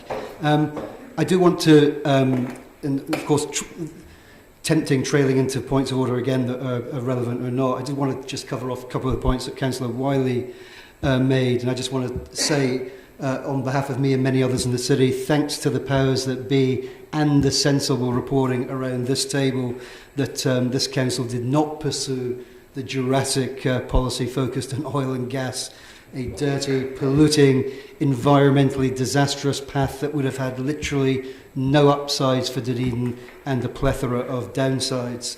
And also another point Councillor Wiley raised around congestion in the city, and he alluded to traffic issues. I just probably suggest to the councillor that when travel is allowed again, that he hops on a plane and visits some of the world's cities that truly do have traffic problems, and then we'll probably realise that we are blessed in this city in terms of apart from 5 or 10 minutes at peak time, that it's one of the joys and the attractivenesses of Dunedin that we can get around here, around the city with relative ease. Thank you. Mayor Hawkins. Yeah, thank you, Mr. Chairman, and I'll add my mea culpas to the list. Certainly, when this strategy was adopted with its high-level goals around job creation and lifting incomes across the district, I was sceptical about how achievable that was, and it's great to see that progress is tracking well against that. And as has been pointed out at the meeting already, this is a strategy that was signed off in 2013, and a report that we've been presented reporting back on what has been achieved according to the strategy that group has been set in 2013. And there are plenty of things that subsequently we would add to that, and the discussion has traversed the opportunities that may exist now in the United Kingdom, who are looking for friends after they abandoned many of those closest to them not that long ago, and likewise we need to be conscious of how equitably spread our successes are as a city, because while there are certainly people who are doing very well as a result of the work that we're doing, there are plenty of people still being left out of those success stories. And there were in response to Councillor Houlihan, there were plenty of us back in 2013 who lamented the lack of longer-term environmental focus in the city's economic development strategy, but the fact of the politics of the time was that there just wasn't the support then, and thankfully the mood has shifted both in our community and around this council table, and I don't see that as being quite the obstacle as it once may have been, to consider those two things because they are inseparable from each other, our environmental well-being and our economic well-being, in my view. But back in 2013, it was largely, we were looking at economic development from a deficit model, coming off the back of the 90s and 2000s, which for many people in this community were grim, and I would like to think that none of us would want to go back to those times. It was a point at which any suggestion of any external investment or any opportunity for development had to be good, because there were so few things that were coming our way. And I think one of the positives is that we're now in a position where we can rethink our approach to economic development from a position of strength, and build on the things that are working well and our natural advantages. And I think of things like the work that's being done in film and in code, and niche engineering, and health and technology, and food and beverage, all things that have their own set of success stories. But lastly, and I commend Councillor Wiley for committing to seeing a desire for house prices to fall and house values to fall, the great third rail of modern politics in this country. But I just want to touch on again what it is, and it relates to the questions that I was asking around how we measure public satisfaction with our work in economic development, and what is the city's role in economic development. what is the council's role in economic development for the city, and it is far bigger than any of the project work or any of the work that the Enterprise Dunedin team and their staff do. And you know, in this role, I talk to many employers of all sizes about the kinds of things that they would like to see us do differently, or like the city to do differently. And there are the usual things that you would expect to be raised around the regulatory arm and building consents and liquor licensing and those sorts of issues. But equally, if not more so, they talk about the city's recreation assets and whether we have good schools and whether they can attract staff who ask them whether they can bike to work without fear of death or serious injury. You know, galleries and museums and opportunities for their kids in the city, playgrounds and all of those sorts of things that we measure separately in the way in which we ask people what they think about the city's assets, but which collectively I think are equally, if not more important to our prospects from an economic development point of view, and housing in more recent times. But just last week in a forum where we were having this very discussion, it effectively descended into 30 to 40 minutes of talking to employers in the city about their concerns for mental health, and that was touched on by the members of the Greater Dunedin Partnership and the challenges that they are having in accessing the support that their staff need, given the extraordinary things that we have asked of people over the past 18 months. And I had never stopped to consider the capacity of the mental health system as an obstacle to economic development in our community, but I think that's absolutely something that we are starting to see now and will continue to see, because I think we're fooling ourselves if we think we're going to come out the other side of this current situation anytime soon, and that then speaks to Council's objectives around social wellbeing and building stronger communities and making sure that we have the support available for people in their neighbourhood or in their city, which in turn helps support the city's economic well-being, as we would like to see increasingly our various goals and objectives interact and speak to each other rather than being seen as individual and separable portions. So certainly looking forward to the discussion around how we can do that and how we can come up with a set of metrics that better inform a more holistic, well-being centred approach to economic development than was politically palatable back in 2012 and 2013, because I think that's really where our focus has to be in the short to medium term. Thanks. No other speakers. Councillor Barker. Thank you, Chair. I sat in the Economic Development Unit as an employee when the Dunedin's Economic Development strategy was started, and I've got my well vetted and highlighted copy. We were very focused on jobs and money, as the Mayor said. That was our metrics, and whenever we were going to do something, it was like, will this contribute to jobs and will this contribute to GDP growth? So it's pleasing to see how focuses have changed, and I guess still one of the top things in the economic development strategy, and that's why I asked about the benchmarks, was Dunedin residents rate their quality of life the highest in New Zealand, and it's really pleasing to see that we are, I say third, but that's because there are two first equal, and I think that's something we should be shouting from the rooftops, is that we do have one of the highest qualities of life recognised in a benchmark survey in New Zealand. And I am fortunate enough to volunteer in the weekends and meet quite a few people that are coming to live in Dunedin, and when we're talking about those job opportunities, yesterday I met someone who'd moved to Dunedin, and their wife had also got a job, so that was really pleasing. 4 kids, so that's great for the growth of the city, I think. I'd also like to thank the partners for their work. This is all done voluntarily, so we really appreciate the input that the partners put in, and it was great to be able to have and listen to and have those conversations with them today in the Q&A and talk about some of the areas that we were specifically interested in. And I guess it's really interesting to see where Dunedin's GDP growth is, because we do go back to that GDP as a measure, and it was great to be able to look at the graphs against the national GDP growth, and because we used to be lagging quite behind, and in 2018 we actually met the average in New Zealand, which is very pleasing. I think that's right. Oh, one of the goals, of course, is obviously to become one of the world's great small cities, and that sits at the top of it. So when we have that goal, it's not just about the GDP and the income per household, which are, the $10,000, but it is also about having one of the world's great small cities. So it'll be interesting when we go forward to be looking at updating all of our strategies about how we actually measure that. We're going to, in the next 3 days, have a look at the ROS surveys, which are coming through here, and that is, I think the Mayor has referred to as very challenging, because it's not benchmarked. People are pretty depressed as we see the mental health issues, and how's that affecting some of the statistics that we're getting. And I guess when we're looking at the mental health issues of businesses as well, that is part of our responsibility as ambassadors for the city to make sure that we're out there and we're talking to these businesses and giving them hope for the future. And I think that this report is certainly giving us some hope for the future.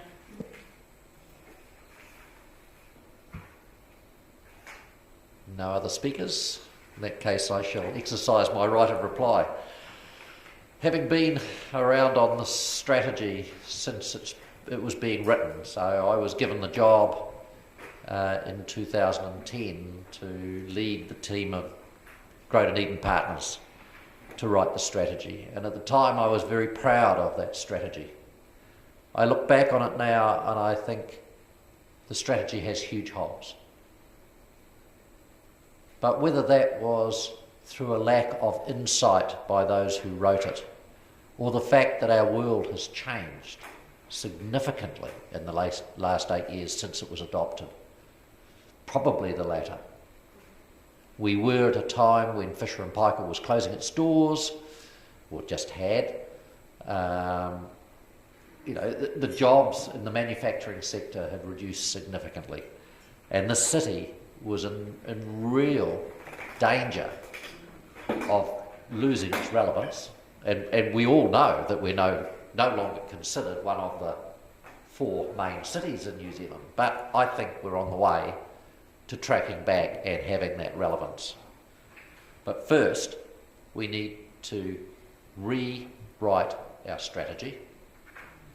We need to recognise that economic development is not just about jobs and GDP, but that it is about the community and community well-being.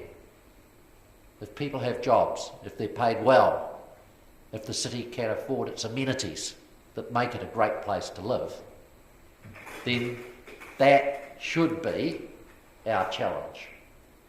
So we have reached that point where I think we can have those discussions.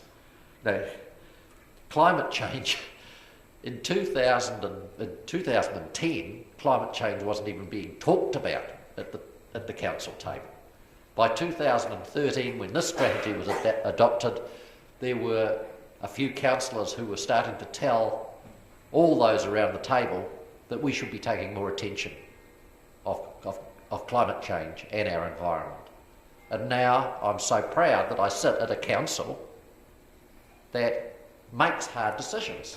We might not have got to doing as much as I would like to see done, but at least it's something that we talk about and that we feel we should include in our strategies. So I'm proud that I've been involved in this for this length of time, and I'm proud of where we've got to, but I think we need to urgently look at our strategy, because by not doing that and only measuring what is in our strategy, we're not necessarily creating the focus that we need to give a more holistic approach. So with that, I'll put it. All those in favour? Aye. Against? That is carried. That takes us on to the activity report in its new format. We're going to be joined by Mr. Liggett and Mr. Anderson.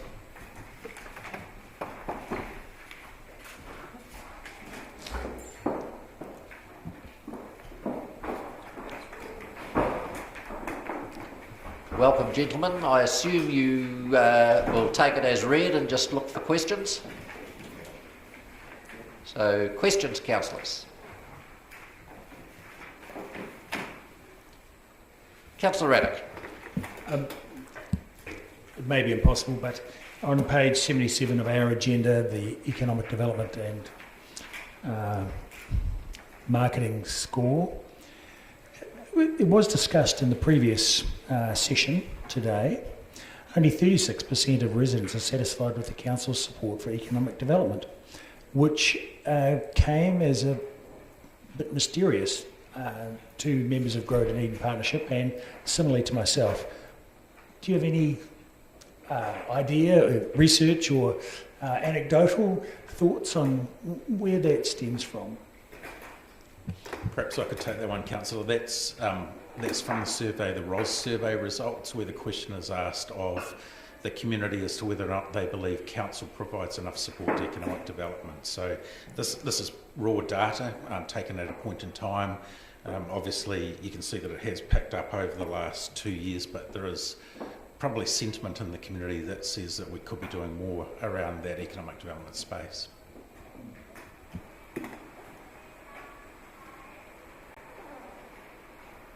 Councillor Barker. I guess this question is for Mr Christie as well, just because we've got a lot of, I think I mentioned it before, a lot of reports from the ROS survey coming up, and I just wonder whether we haven't had the 2021 annual ROS survey given to us. I believe that's upcoming, and I just wonder about the benchmarking in this. It's got a 5.7% margin of error, which is quite huge. So I don't know whether you know, as a member of ELT, are there any steps being taken to look at how the ROS survey is done and to decrease the margin of error? I think it is certainly an area of discussion that ELT will want to have further discussion with Council about, but at the moment the ROS survey results are the measure that we've got in as our levels of service, and until such time as Council decides otherwise, we're reporting on those measures. Can I just check? I do believe that as part of the strategic overview that we're looking at, the levels of service will be, I shouldn't say falling out of that, but aligned to that, so we'll be looking for a change in levels of service. Oh, I guess you're a staff member, that's a difficult one for you to answer, yeah. The Chief may wish to answer that. Just checking that I'm on through the chair. Levels of service generally are a major piece of work to change, and so if you'll recall, during the 10-year plan we did a relatively light touch of the levels of service, so we're going to wait until we've got the refresh of the strategic framework underway, and then we'll be able to see at that point what does and doesn't need to change in the levels of service. But I wouldn't expect major work on levels of service outside of a 10-year plan cycle. Can I just ask about the ROS survey then, because it's 100 people per month and it's got the 5.7% margin of error, and now the reporting through all of the 5 upcoming meetings has changed to be using the ROS, and I'm just concerned about the margin of error and also where we're comparing it to, because we're comparing it, there's a year on year, there's 18, 19, 19, 20, 20, 21, year to date 30th of September, but we're not comparing it to the previous, or the quarter of the previous year. So that leads it to be a little bit difficult to understand. So are there any ways that the ROS is being changed perhaps to lower that margin of error? So I'll send to councillors after this meeting the ROS methodology, so you can see what it is, because it is reasonably robust and it may not have been adequately picked up in the cover report. And then when ROS is presented, and that will either be at the end of November or at the December meeting, there'll be an overarching report that will go in some detail about the methodology. I guess my next question then is that obviously staff have access to the ROS report ended 2021 and councillors haven't seen that yet, and then the ROS report to the 30th of September and councillors haven't seen that either. So we're kind of getting it piecemeal through these upcoming 5 reports, and that concerns me a little bit, because I'd like to look at things holistically. And ideally you would line all of the timing up, but we had this committee round where we had committed to trying to get the updated templates to the council, and we made the decision that while not ideal you would get the measures in these reports, and they had been in some of the previous ones as well, but not highlighted in the same way. So this is about trying to make sure that the measures we have told our community that we will be reporting on are the ones that you are seeing and interrogating in the way that you are at the minute. And so the full rolls will come. Last year it didn't come until January, the full rolls, but we are aiming to get it earlier this year to you and then move to a more regular cycle of when we present it to council. Just ask another question about measuring satisfaction internally, because obviously we've got those external opinion surveys and there are opinion surveys, but how are we measuring satisfaction, e.g. with, I guess, the business clinics, business engagement, etc., because those are I won't say actual customers, but the customers who are coming into council and engaging with council services. So I wonder, and that's holistically through customer service down at the front counter, etc. How are we going to be measuring that and reporting on that as well? So I can take that one. Thank you, Councillor. We've got a number of different metrics that we're looking at for each service that we provide. So the business clinics are quite easy to follow up because they happen regularly and they've got a volume of numbers. Same with the eyesight. We're looking at other metrics across the team where, for example, if you're dealing with the number of high schools we've got in the city, you wouldn't want to be surveying them monthly. So we're looking to do that on a more annual basis. So you kind of got to tailor it to suit the types of clients and the breadth of clients that we're dealing with. Thank you. Councillor Walker. Yeah, thank you, Mr. Chair. And I've got two questions. And the second one probably fits into what Councillor Barker's just asked, so I'll try and reword it. And this may be for the Chief, actually, because I think it would be unfair to ask Mr Anderson and Mr Liggett, because I could ask it of any committee in the coming 2 days around this new method of reporting, which I have to say I like the consistency of it. My question, though, is, in all these papers, it's got a lot of the times targets, it has target not being achieved, and it's in red. The problem I'm having reading this is there's then very little breakdown of the reasons why. Is there a methodology by which we might look at in the future to expand on that? So we're working on that through the Chair, because what we've done historically is just report on things and then file them. So we're looking at how we are reporting on these measures and then what we will do over the coming weeks and months to look to address them. And in some cases we'll be able to, and some it'll be more challenging. Okay, that's really encouraging to hear. So the second question is, I guess, related to Councillor Barker's, and it was the looking at all of these, again, there's always a data source. So some of the data sources are quite arbitrary. I mean, I think in a coming paper we use TripAdvisor, for example, which is very easy to manipulate and very hard to actually confirm whether it's true or not. Are we going to look to tighten up the data sources also?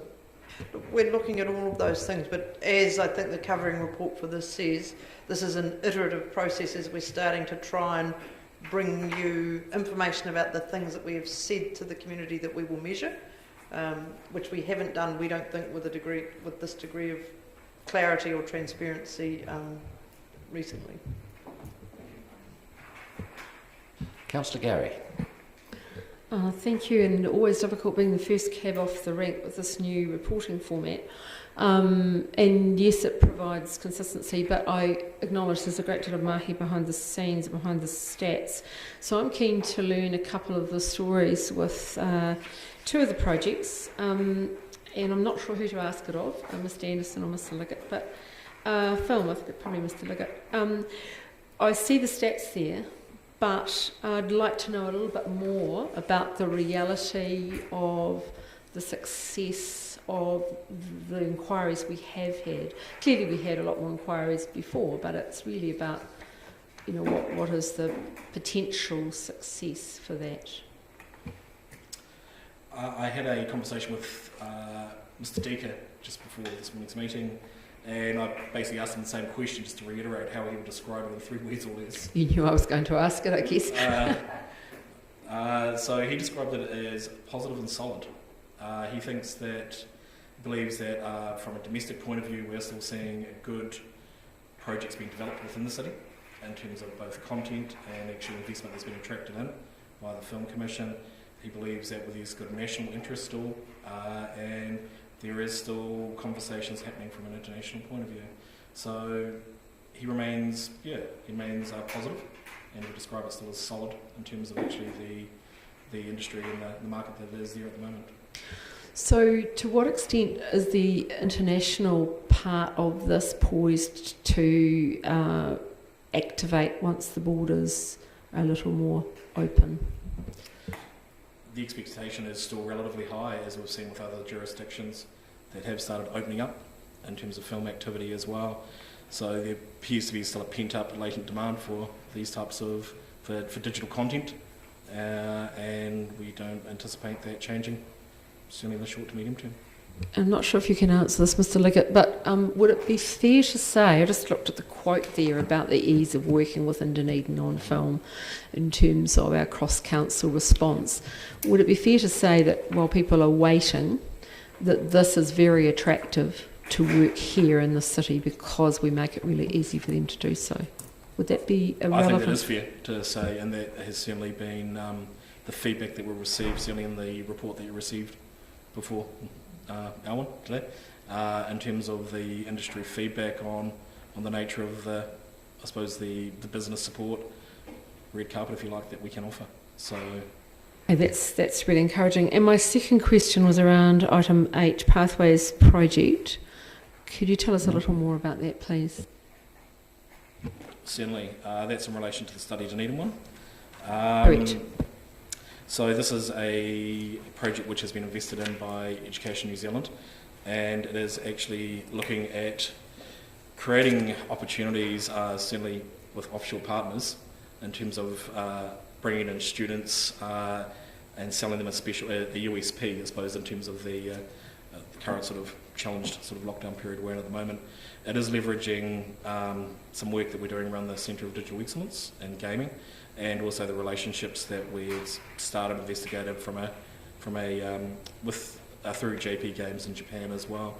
So again, it is I'd call a project to have us with a degree of readiness for when obviously when border settings change once again as well. Thank you. Councillor Raddick. There's a comment in the earlier report that with the change of the visitor economy, destination management plan is being rewritten to focus on destination management, which is a holistic approach to planning and sustainably growing the visitor economy. What does that mean, please? Essentially, it means that regional tourism organisations are being asked to take a different view of how their involvement integrates across all of the destination. So previously our role had been essentially marketing. Moving into the future, it is about destination management and trying to ensure that the community aspirations around tourism are delivered.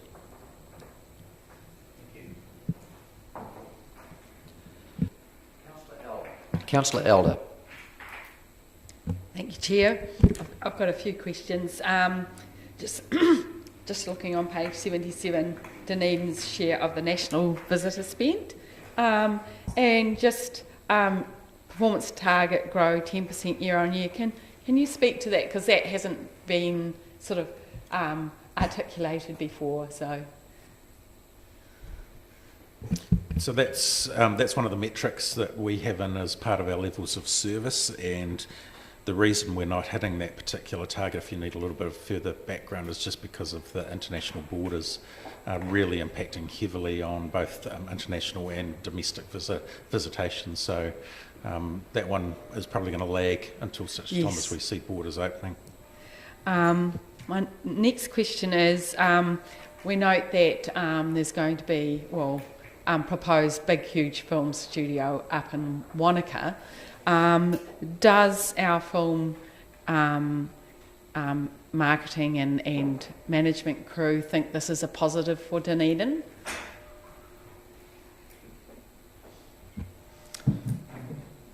I suppose any investment in infrastructure within the region is going to be viewed relatively positively, as much as it's creating a destination and creating visibility over the city and the region for this very important piece of work.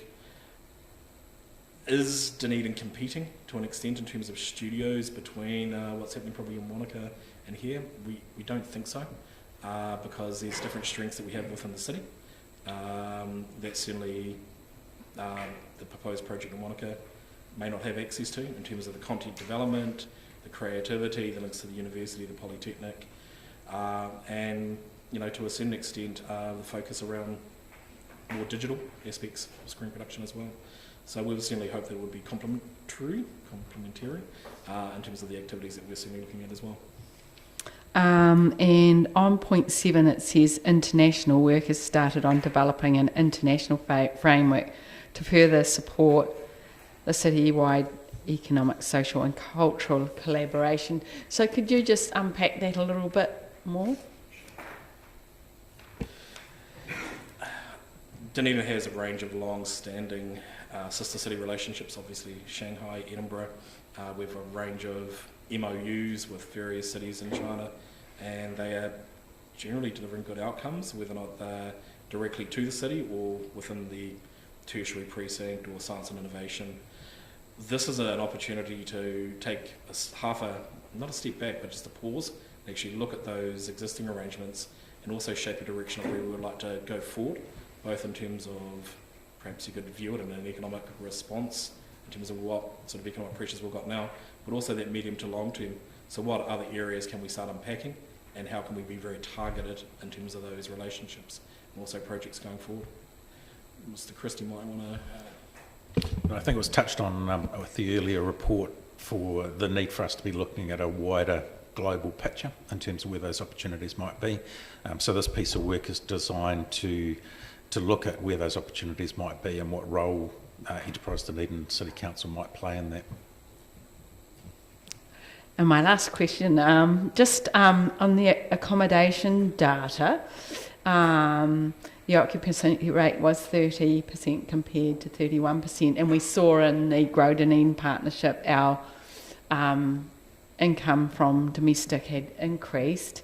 And my thought was that, in fact, we used to attract people for 1.5 nights, and is there an increase in the number of guest nights for the people who are coming? It's just a curiosity thing. I can certainly update you in the sense that the last accommodation data provided report for September, the average stay per guest was actually 2.1 nights, even though the overall numbers were down due to the lockdown in Auckland mostly. But people were staying longer in essence. Thank you. Councillor O'Malley. Thank you, Chair. My question's actually, it is to the format more than to the content. I noticed the first table seems to come from the resident opinion survey.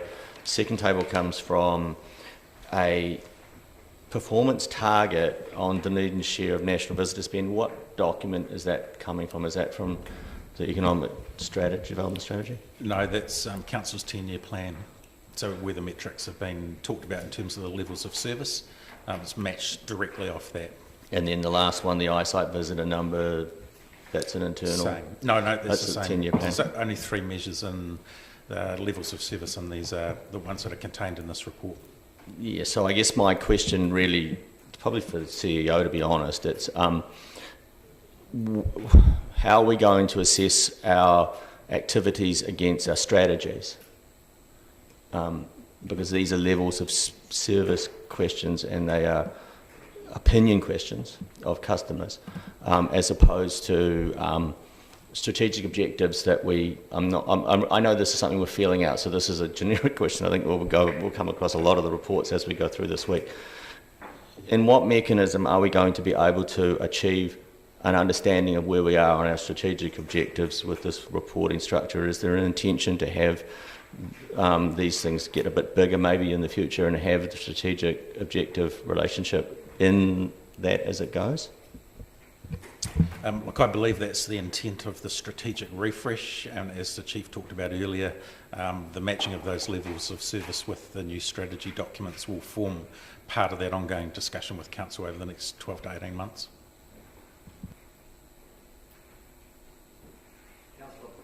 Councillor Barker.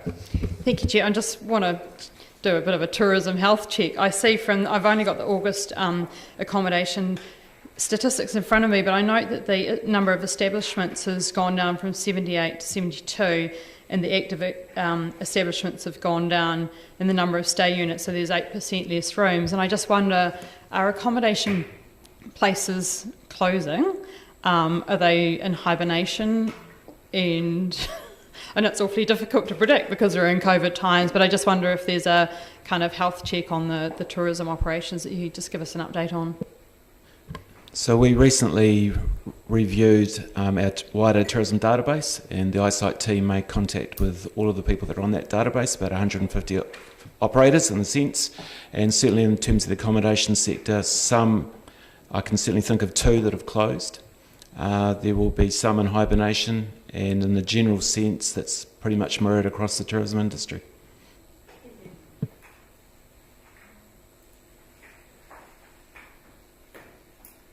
Councillor Wiley has indicated that he is prepared to move the recommendation. Do I have a seconder? Councillor Walker. Speakers. Councillor Wiley. No. Councillor O'Malley. I just want to thank you for the report. I just want to note that if we did not have the GDP report, this whole agenda would be 3 pages long. And I'm not sure if there's enough information that were received in this as a feedback for us to have a clear understanding of what's really happening. I know there's a desire, so this is feedback rather than criticism, that I think these reports will need to be a bit bigger to be able to achieve their outcome. Thank you. Other speakers? Councillor Gary. Thank you, and just to acknowledge what my colleague has just said, I think as I said, the mahi behind the stats is what is so interesting about this area. So we're all going to be adjusting to the new format, and I'm sure over time it is an iterative process. But for those who like benchmarks and stats, this will answer it to some degree, but there's some work to go on yet. The thing that I do want to note is just the point that was made in the previous Zoom, actually, around Dunedin's ability to pivot. And this report reminds us there's been a hell of a lot of pivoting going on. If we look at regional collaborations, about standing back and looking at our international relationships, how we navigate the very difficult area of international education and maximise it in relation to those who are here and making sure we take care of them, how we are attractive in terms of film, even more so in a global pandemic. So, and just extraordinary innovation that comes out of a time when people pause and have time to think about innovation and entrepreneurship and how they might change their business models. So that is what I see in this report rather than the stats. I see the mahi and I see the ability of Dunedin to pivot and the way that we have pivoted within our organisations. So great work. I like the format of the new reporting, but I think the issue we probably face is that until we have the new strategies and the measures that will tie those into our service levels, then the reports, I think in this case, many of the things that we are measuring are not particularly good in terms of showing us what progress we are making against our strategies. So I think it's, for me, I feel that this is a bit of chicken and egg. I think let's focus our efforts on getting the new strategies done and aligned and the new measures for service levels and progress against the key elements of those strategies, and then I think this report will be perfect. Councillor Wiley, your right of reply. In that case, I'll put it. All in favour? Aye. Against? That is carried. That brings us to items for consideration by the Chair. Are there any items? If not, I will declare the meeting closed at 12:10 p.m.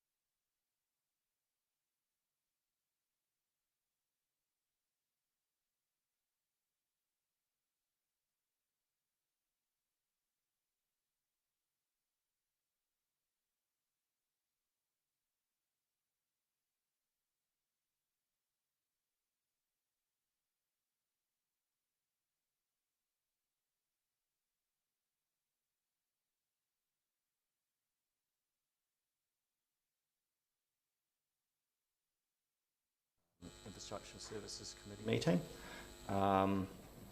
We have no public forum today, and so we'll move on to apologies. I have apologies from Councillor Benson Pope, Councillor Lord and Councillor Vandervis. Councillor Benson Pope is here. Okay, so early departure. And he's left again. Very early departure. I'm not sure about the status of Councillor Benson Pope at the moment. I would like to move that we accept those apologies. Do I have a seconder? All those in favour? Councillor Staines seconds. All those in favour? Aye. Carried. Confirmation of the agenda. I move that the committee confirms the agenda without alteration or addition. Do I have a seconder? Councillor Staines again. All those in favour? Aye. Carried. Declarations of interest. We've had the declarations of interests at the previous meeting, so I move that I assume nothing has changed. I move that the committee notes the elected members' interest register and confirms the proposed management plan for elected members. Seconded, Councillor Radich. All those in favour? Aye. Against? Carried. Confirmation of minutes. Item 5. The Infrastructure Services Committee meeting 2nd of August 2021. I move that the committee confirms the public part of the minutes of the Infrastructure Services Committee meeting held on the 2nd of August 2021 as a correct record. Second to Councillor Radich. Any speakers? Because I just want to note that Councillor Lord and Councillor Vandervis raised items for consideration from the Chair, and one of those Councillor Vandervis's will be dealt with later on in the meeting, and I believe Councillor Lord's one will be dealt with later as well. Okay, all those in favour of those minutes, accepting those minutes? Aye. Against? Carried. Part A, reports. Part 6, action from resolutions of Infrastructure Services Committee meeting. That's on page 23. Do we have any questions? Very good. Then I move that the committee notes the open and completed actions from resolutions of Infrastructure Services Committee meeting shown as attachments A and B. Seconded, Councillor Radich. All those in favour? Aye. Against? Carried. Item 7, Infrastructure Service Committee Forward Work Programme. Any questions? I move that the committee notes the Infrastructure Services Forward Work Programme. Seconded, Councillor Hall. Anybody wish to speak? Okay, I move. All those in favour? Aye. Against? Carried. Right into Section 8, Infrastructure Services Activity Report for the period ending 30th September 2021. And we have Mr McLean and Mr Pickford speaking on reserves and recreational facilities, which you'll find on page 37.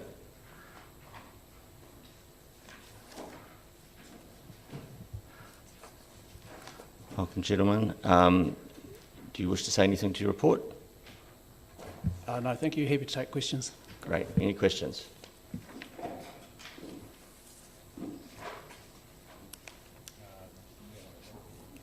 Councillor Radich.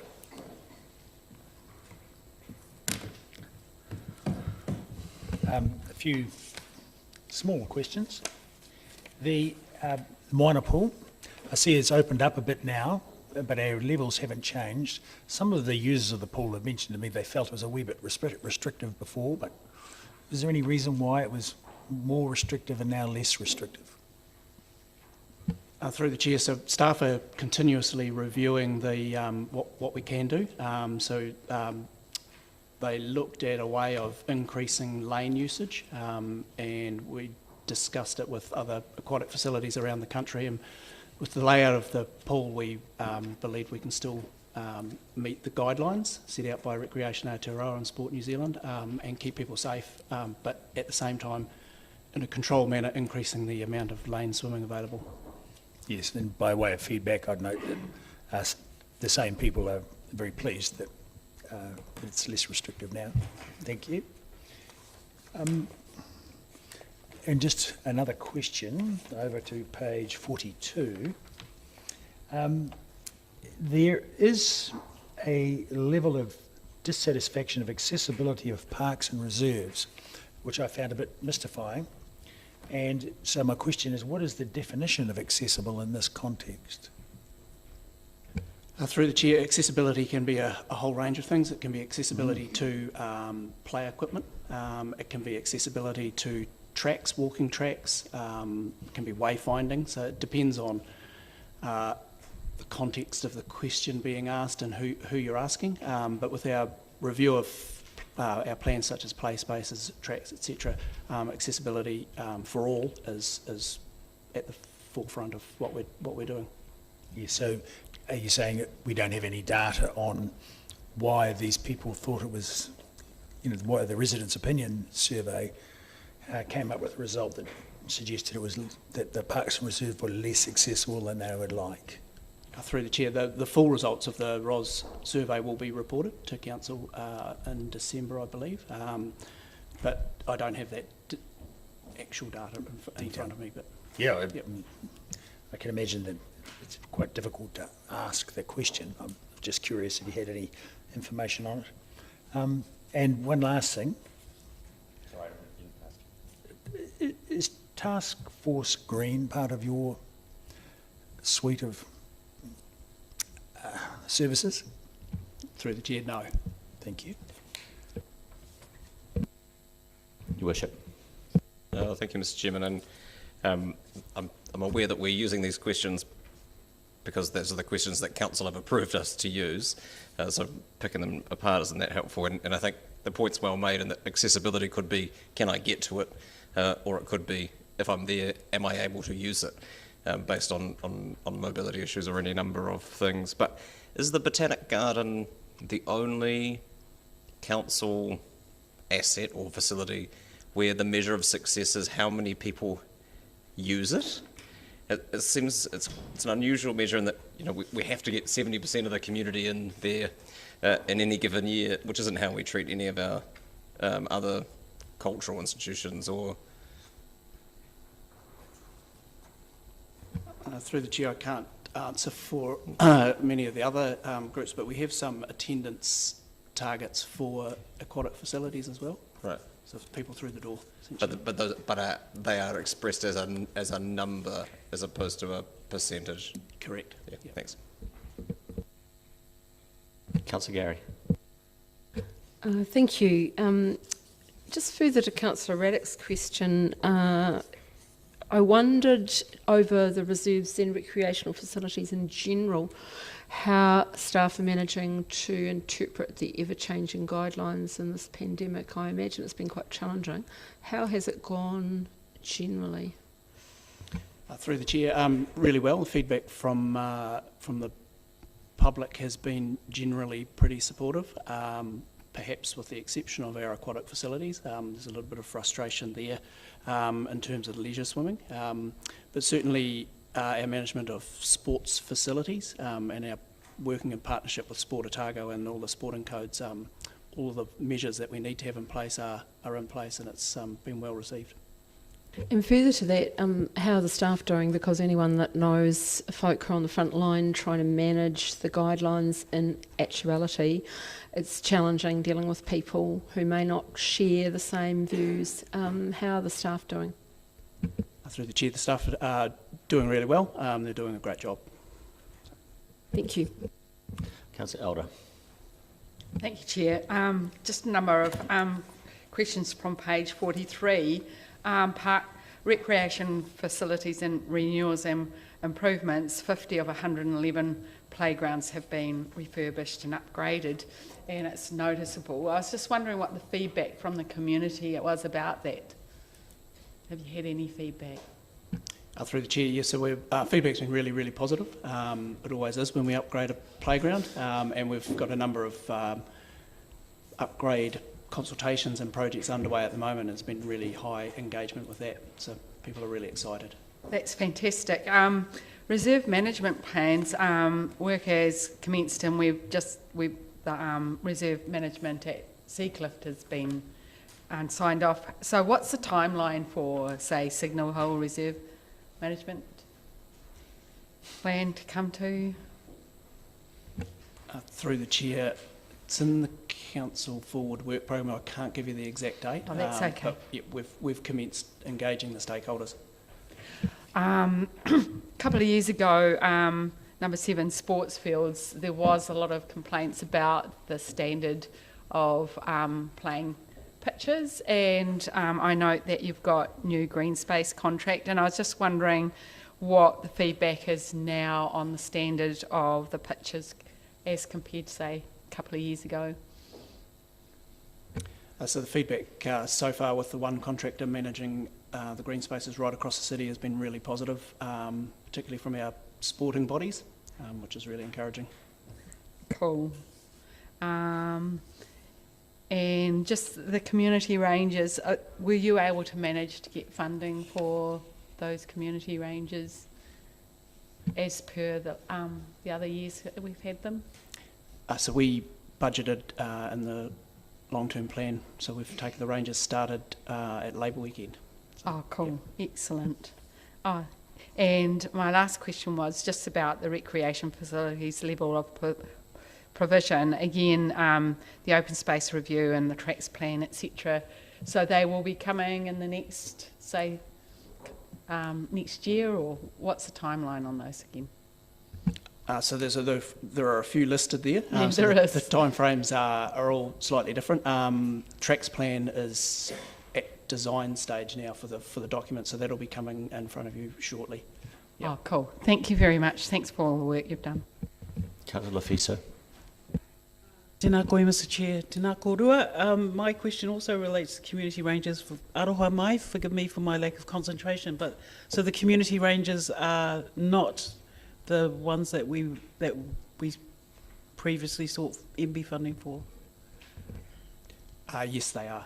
Yes, the same ones doing the same thing, predominantly focused on freedom camping. Yes, but also talking to visitors about our reserves and beaches bylaw. Okay. And generally being ambassadors for this. And is that less? I thought, did we have funding for 5? No, that's the right number.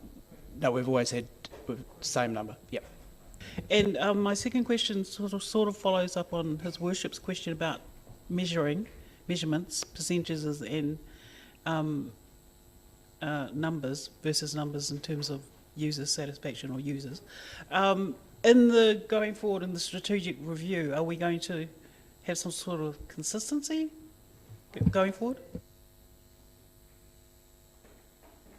Yeah, and so this was one of the, through the chair, this was one of the things we had hoped to achieve during the 10-year plan, but that work stream just didn't progress as well as we'd like, because when someone just noted about the visitation being a measure of success of something, and so we do want to make it consistent, because that's not necessarily the right measure you wouldn't have thought for how you look at how successful something is. But ensuring consistency will be really challenging, and that's why that work floundered initially.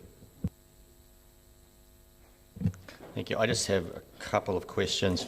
One is the sports fields target of 80% and a respondent rate of in the 70s.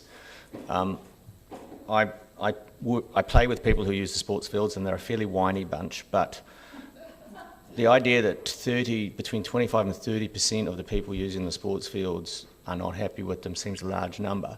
So, and Councillor Elder noted that the sports fields quality was lower in the past and has come up, and you in that answer said that the codes were quite happy with the improvement, yet the residents' opinion survey number has gone down. So my question really is, when we're doing these surveys, do we know that the person is a user when they answer this, or is it an opinion of theirs? Because I think that might be relevant to this answer.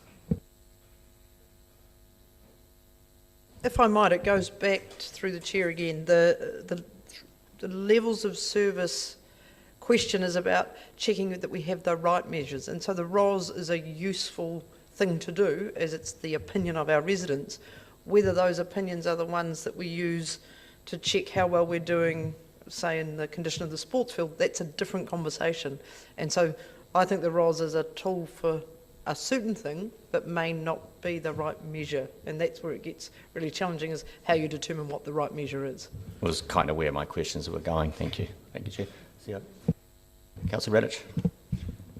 So in this question in the residents' opinion survey, was the influence of COVID factored into the question? Because it seems to me that one of the things that might affect people's answer is their inability to use those playing fields during the COVID lockdowns that we've had in both this year and last year. So was that factored in terms of the question asked? Do you know, or well, is it unknown? And through the chair, at the previous committee, I indicated that there will be a report on the ROS, and I've had it confirmed since then that it will be to the December meeting, which will explain in a degree of detail the process, the timing, and the issues. But the questions are standard that are asked in the ROS year on year, I think, and to allow comparison. So I suspect there was nothing that said about COVID specifically, but the report on the ROS will look at that in more detail, and it's hard for officers in individual areas to answer those questions in the absence of the broader report. Your Worship. Well, thank you, Mr. Chairman. And I started this off by asking questions about whether the questions we asked were the right ones or not, even though they're the ones that we approved. But to save us however many committee rounds of people asking whether or not these are the right questions to ask, would we not anticipate these changing in advance of the levels of service next being reviewed through the 10-year plan? Absolutely, and that would be part of that process, so we do it in a lined up way, so we get the strategic framework broadly outlined where we're going with that. The levels of service that we will want to measure as a base, on that basis will drop out of that, and then how you measure, what is the right measure for those particular levels of service will flow from that, and then we will check in with our community that they're comfortable with those. Thank you. I'll try and do better next time. Very well. Any more questions? I move then. Are we moving these in totality, aren't we now? Yeah. Okay. So, thank you, gentlemen. I guess then we'll be speaking. Everybody must remember what they want to say, because we'll be going through everything and we'll be finishing with transport before we move this based on this agenda. Waste management, please. Mr. Henderson and Mr. Drew. We're so efficient. Mr. Henderson's not here yet.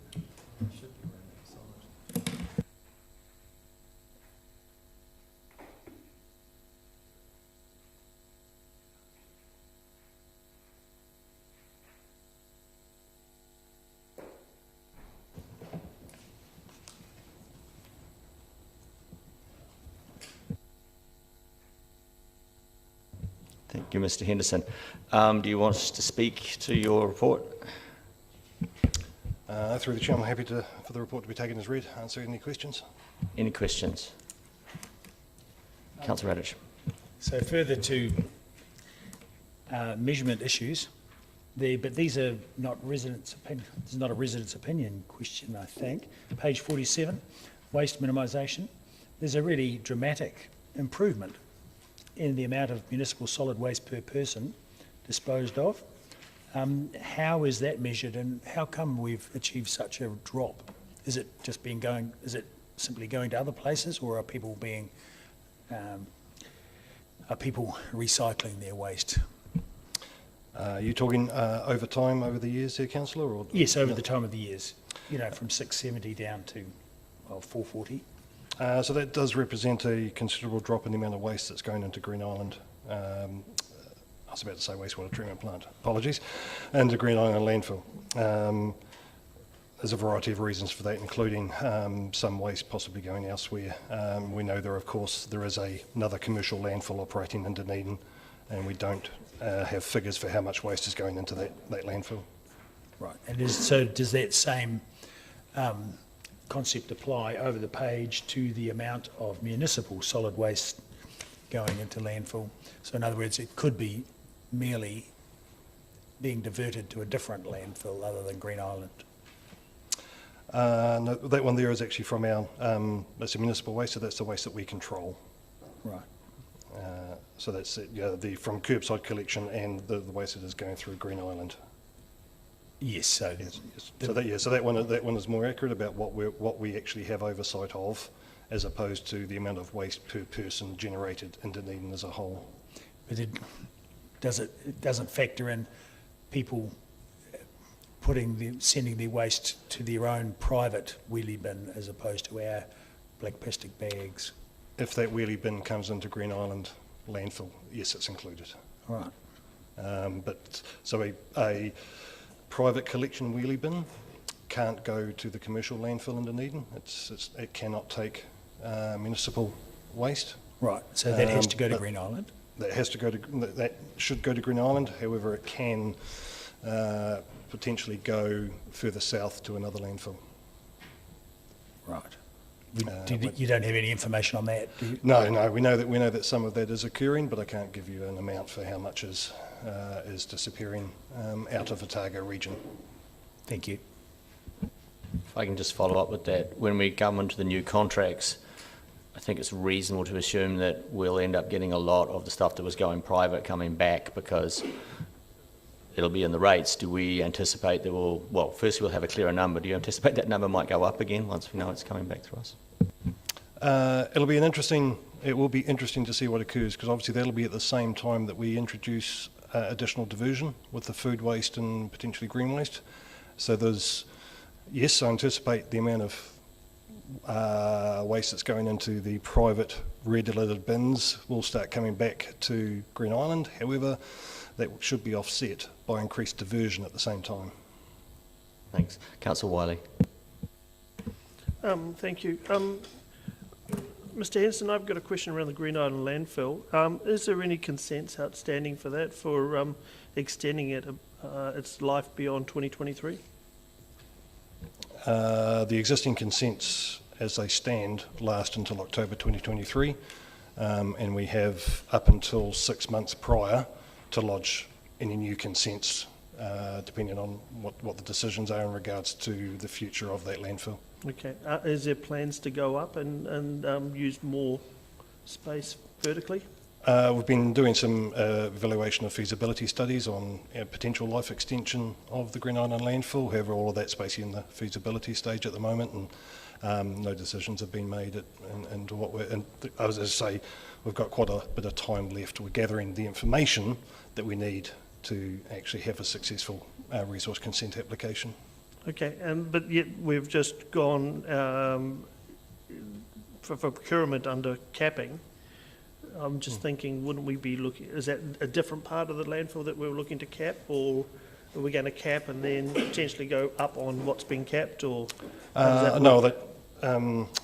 Sorry, Councillor, that area, it doesn't matter, that's a completed area of landfill that's currently at its consented height. Okay. So as we're filling, because Green Island is slightly different in the fact that we're not filling a hole in the ground, we're actually building it up.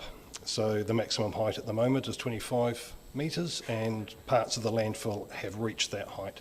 They're the areas that have been capped, as well as going back to older areas that have already been capped and fixing any slumps or holes or anything else that have occurred due to decomposition of the waste. So if we were going to try and go for a consent to level it up at 25 metres, how much potential lifespan would we have at Green Island?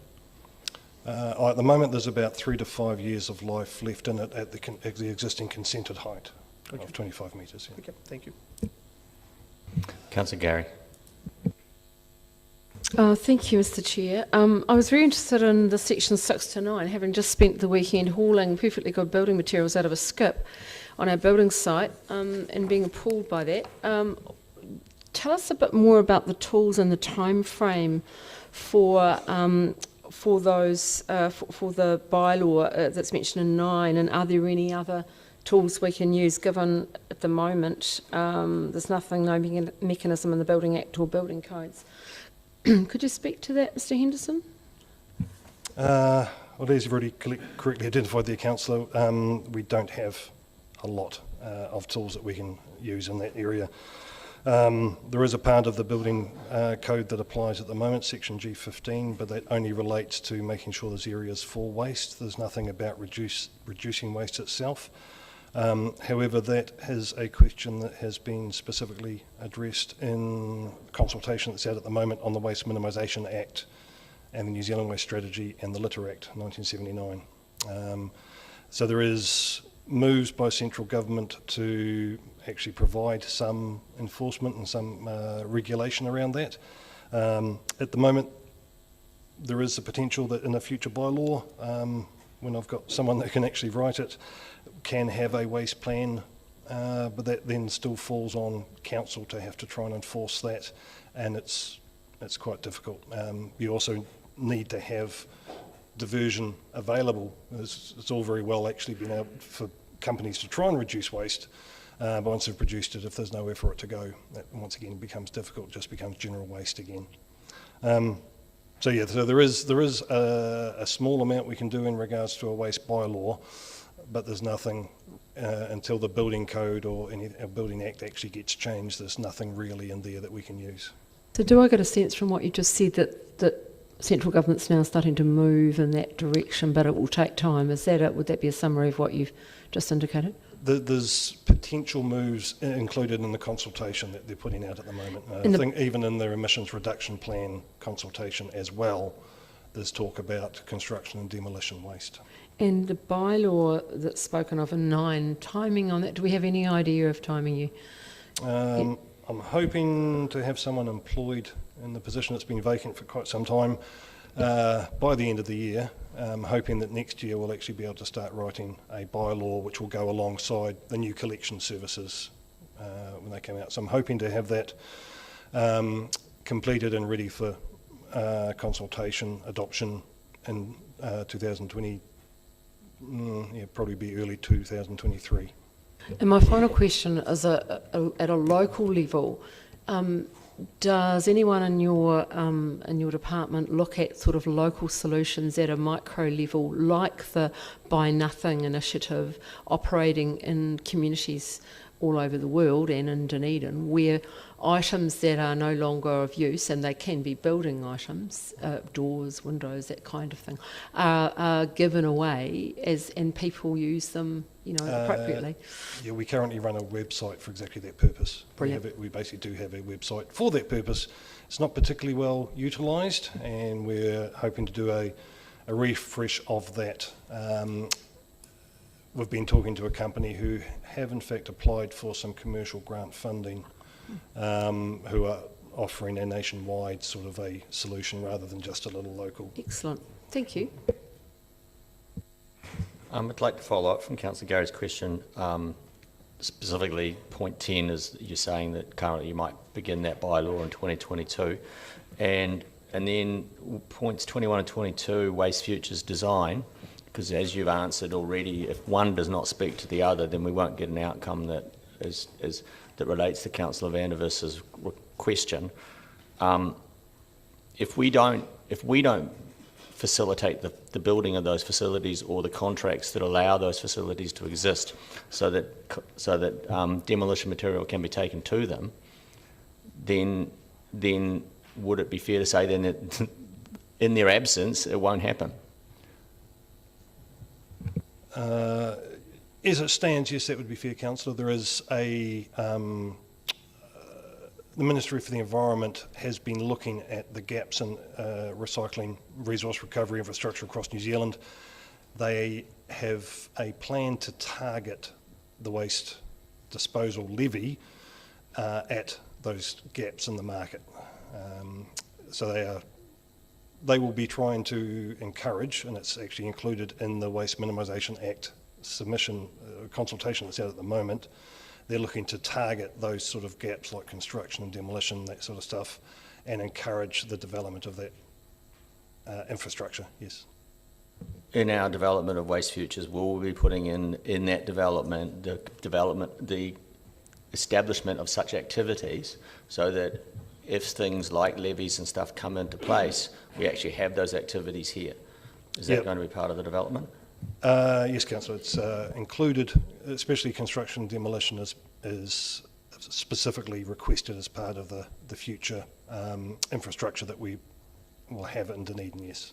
And in the development of the bylaw, will we be developing laws, given that you've just pointed out that the Building Act doesn't and the Building Code doesn't specify anything, and we could be waiting for MB well into next year, if not later, to develop their policies. Therefore, there may in fact be no central government policies for the near interim period. Are we going to develop in our bylaws an activity in our bylaw that starts addressing this whole issue about construction, demolition consents and recycling. Okay, I'll jump in. The answer is yes. So if council recall, capital funding was set aside for the construction, demolition, sorting facility. So that's in the procurement model at the moment. And I think what Mr. Henderson was trying to say is alongside that, we'll develop the policies so that when that facility is built, we already have the policies ready to go and in place. And we won't be waiting on central government necessarily. We will work inside our own authority to establish bylaws that would support that. And incorporate central government direction where we can, but we'll be trying to influence what we can. Thank you. Councillor Barker and then Councillor Fessa. Thank you, Chair. I just have a question, and I often ask this one, I'm afraid. I was pleased to see that there's obviously a change in the reporting. However, we do have the waste minimisation management plan, which has 12 measures, and for me it's been really hard to look at the waste minimisation plan and then try and see the measures here. There's measures like, where's the business one? Number of businesses involved in a business education program around circular economy is increasing, and I think we're sort of talking a little bit about that. And there was another one about the number of people that are coming to the recycling, people learning about. Sorry, I'm just trying to find the exact words for that. Anyway, there's 12 measurements in here, and I think we've talked about this at a previous meeting, is we've got 4 measures here, but we've got 12 measures in our plan/strategy. How are these going to relate to each other? I know this is an iterative process, so can we expect to see a little bit more clarity on how we're working to achieve our waste minimisation plan goals in another report, in a next report? Again, the answer is yes, and I guess this speaks to the same kind of questions that have been occurring in other quarterly reports, that this is the first cut, and these are the levels of service as adopted by council. As we work through this, with the strategic framework refresh, all of these will be updated to incorporate our strategies. Thank you. I guess that I'm pointing out that we already have strategies. We already have a waste minimisation plan, and we hear from our community that they are concerned that where is the progress on the plan, what are we doing kind of stuff. So it would be good to be able to say, well, here is our plan, here is what we're achieving, and how we're carrying it out in a clear way. It's just a little bit hard to find the information from there in here. Understood, and part of the strategic framework refresh is making sure all of the strategies are aligned and that we're not looking at just this one in isolation to another. Agreed. Councillor Fessa. Koe, Mr. Chair, tēnā koe, Mr. Henderson. My question relates to point 20 on page 50 regarding city recycling facilities and the potential new site. Aroha mai, forgive me, I've sort of not been concentrating on this, but once the site is developed, is this project going to be run with community contractors, or I can't think so. So the city recycling facilities, what we're talking about there is the same as the 5 hubs that we've already got established. So they're basically the large collection sites for inner city residents, etc. They're not manned sites or anything like that, no. We have separately some sort of mechanism by which community contractors can feed into our work in this area? So for argument's sake, up in Makawaiti, the One Coast group up there that are very keen to be involved, so we have developed some land up there and we're assisting them with money from our waste minimisation grants so that they can actually set up a community operated diversion facility. That's the only example we have so far. There is some community involvement with Lions, etc., out at the Green Island site, but that One Coast initiative up in Wakawaiti is probably the better example at this point in time.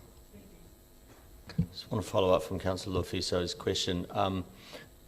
if a private entity wishes to host one of these facilities, who do they contact with? I just quite literally got a request yesterday from Te Araturu Marae asking that very question. So who would they contact? Sorry, for... If they were wanting to actually host a recycling facility like these urban ones, so basically, yeah. So at the moment, probably best to come through me, because the position who's been looking after that is vacant at the moment. Cool. Oh, cool. I'll be sending you an email. Councillor Elder. Just a quick question.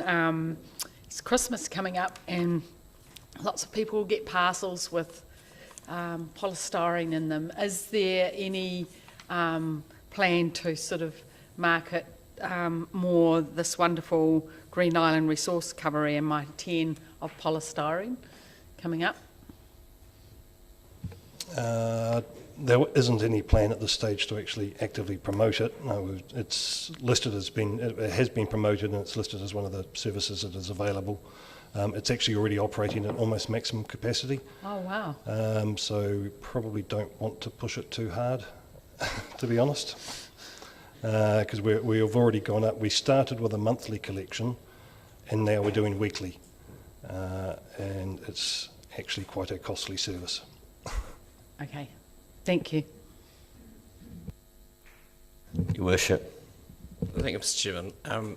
I have to ask then, Mr. Henderson, what value is there in us offering a service to recycle polystyrene if we aren't actively discouraging people from using it because it's too expensive and at capacity? Well, not actively discouraging, but we certainly would not say actively discouraging, but as I say, we've moved up from a monthly collection to a weekly collection.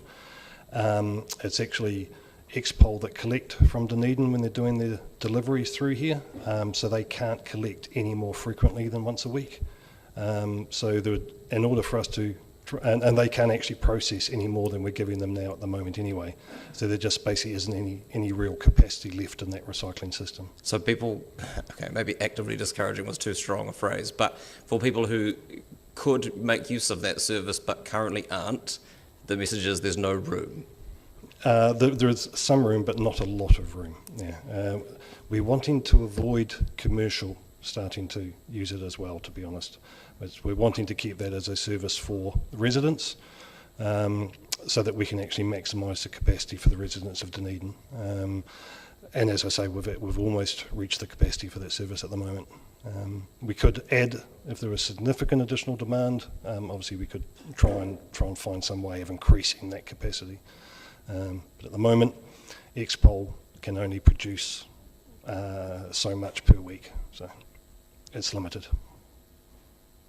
Yes, I'm going to follow up with a question to say then, what triggers the extra work? I mean, if we're trying to actually avoid commercial users sending us the polystyrene to be recycled, then presumably we are knowingly sending that to landfill.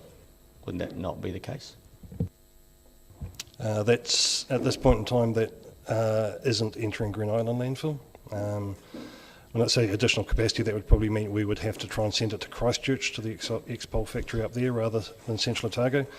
But yeah, at the moment, with the diversion of the residential polystyrene, we aren't getting a lot of commercial waste coming through into Green Island.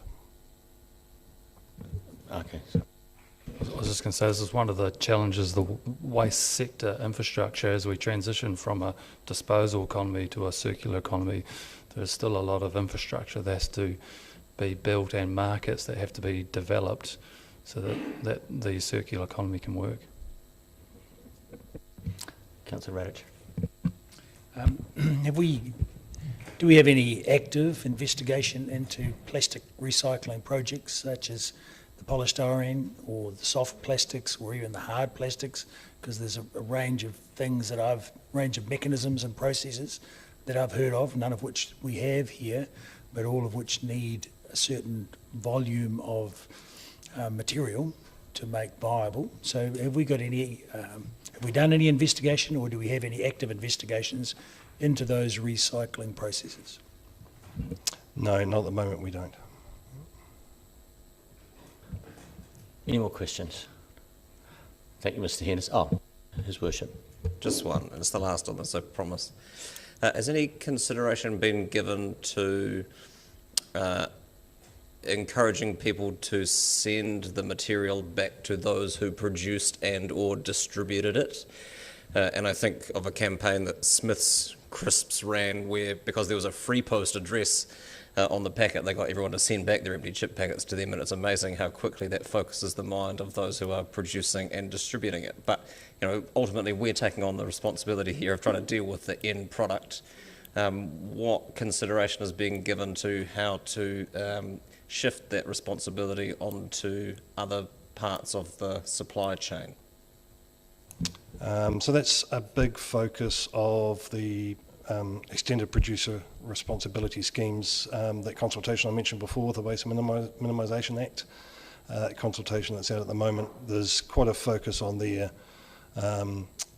There's 6 priority products which have been identified by government for producer responsibility schemes. Packaging, hard to recycle items is part of that. Of those items have been identified. So there's not very little we can do in the local regard, but there is movement in the Waste Minimisation Act.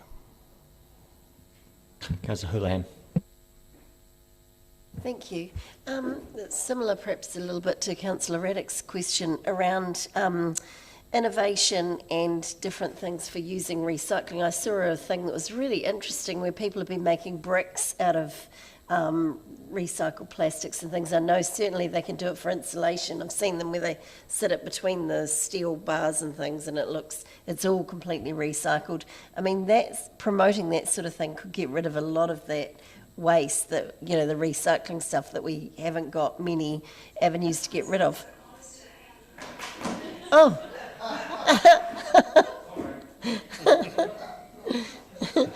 Oh dear.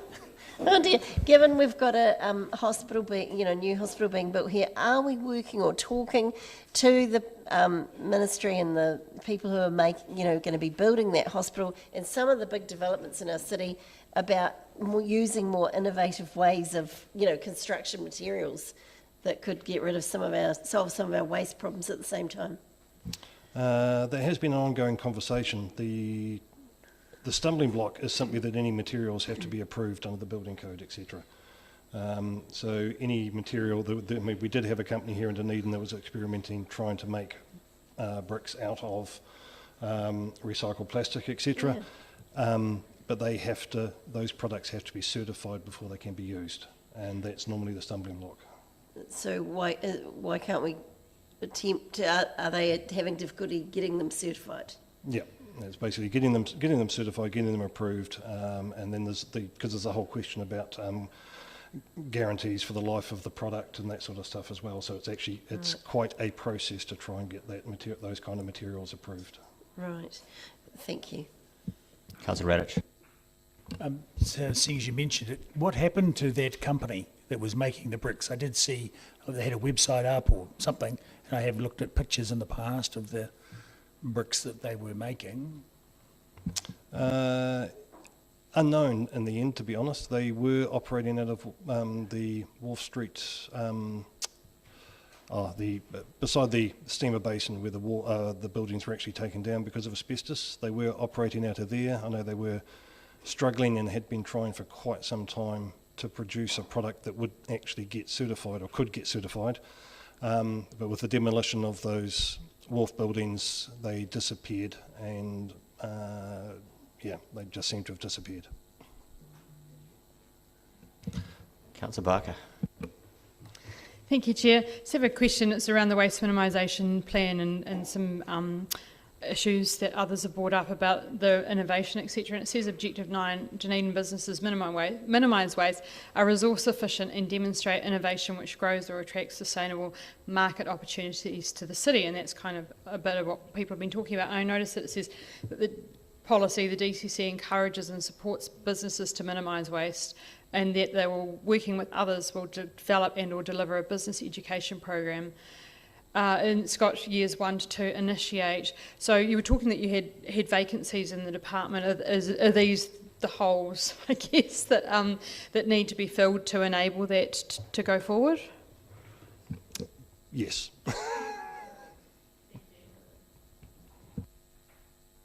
Any more questions? Thank you, Mr. Henderson. And now we're going to move on to property. Mr. Bainbridge Safar and Mr. West. Mr. Bainbridge's apologies and Mr. West. And Anna. G'day.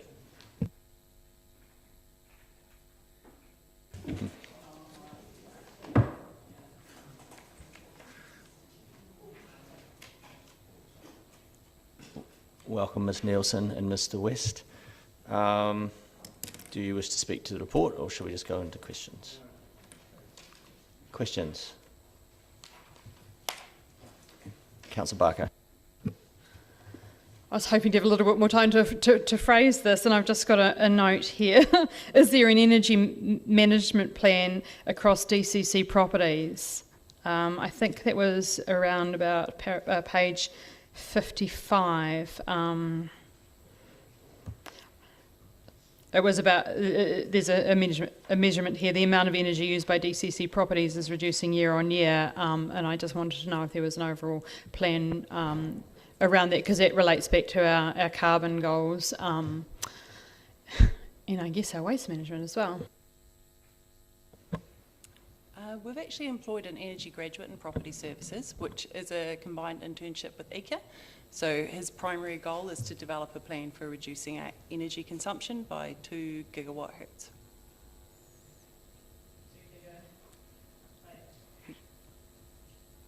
Not hertz, hours. Sorry, I keep getting that back to front. Councillor Gary. Thank you. I'm just wondering if you could put the microphone a little... That's great. Excellent. Thank you. It was great to see that tenants satisfied with council community housing was 100%. I had a practical question. In community housing, when people's physical needs change and they perhaps become less mobile or more disabled as time goes on, are they easily able to get... I know we can't... Designing from the beginning is much easier for disability, but there are obviously some retrofits that can be done. So are they easily able to access that through council, be it grab rails or whatever, to assist for safety? And what's the extent of that? So that I'm just talking with Anna just to get my head around it. I'm just bringing my previous health hat to it as well, Councillor. If there are significant adaptations, obviously you have to go through Enabled, which is a DHB health process. Thinking of the between what's there and the Enable situation.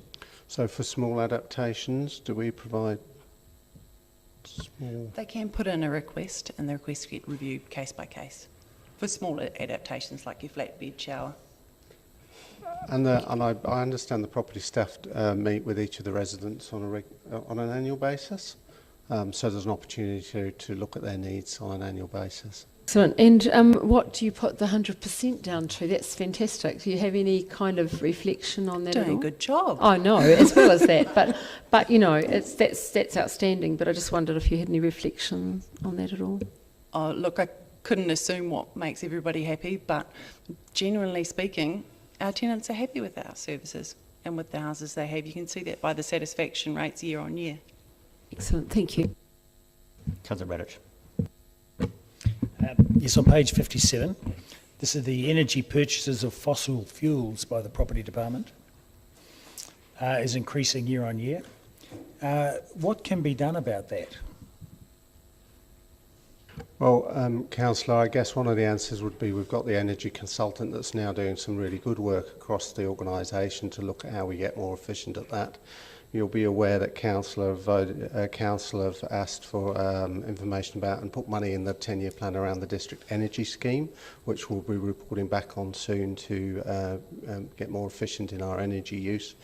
And you'll also be aware of initiatives in the 10-year plan that are part of the Moana pool redevelopments to put in additional heat pumps that will reduce the LPG usage significantly. So there's a variety of programs and projects we've got. That isn't to say we shouldn't get better at it and need to be more focused on it, because as you've quite rightly pointed out, this is showing a slight increase.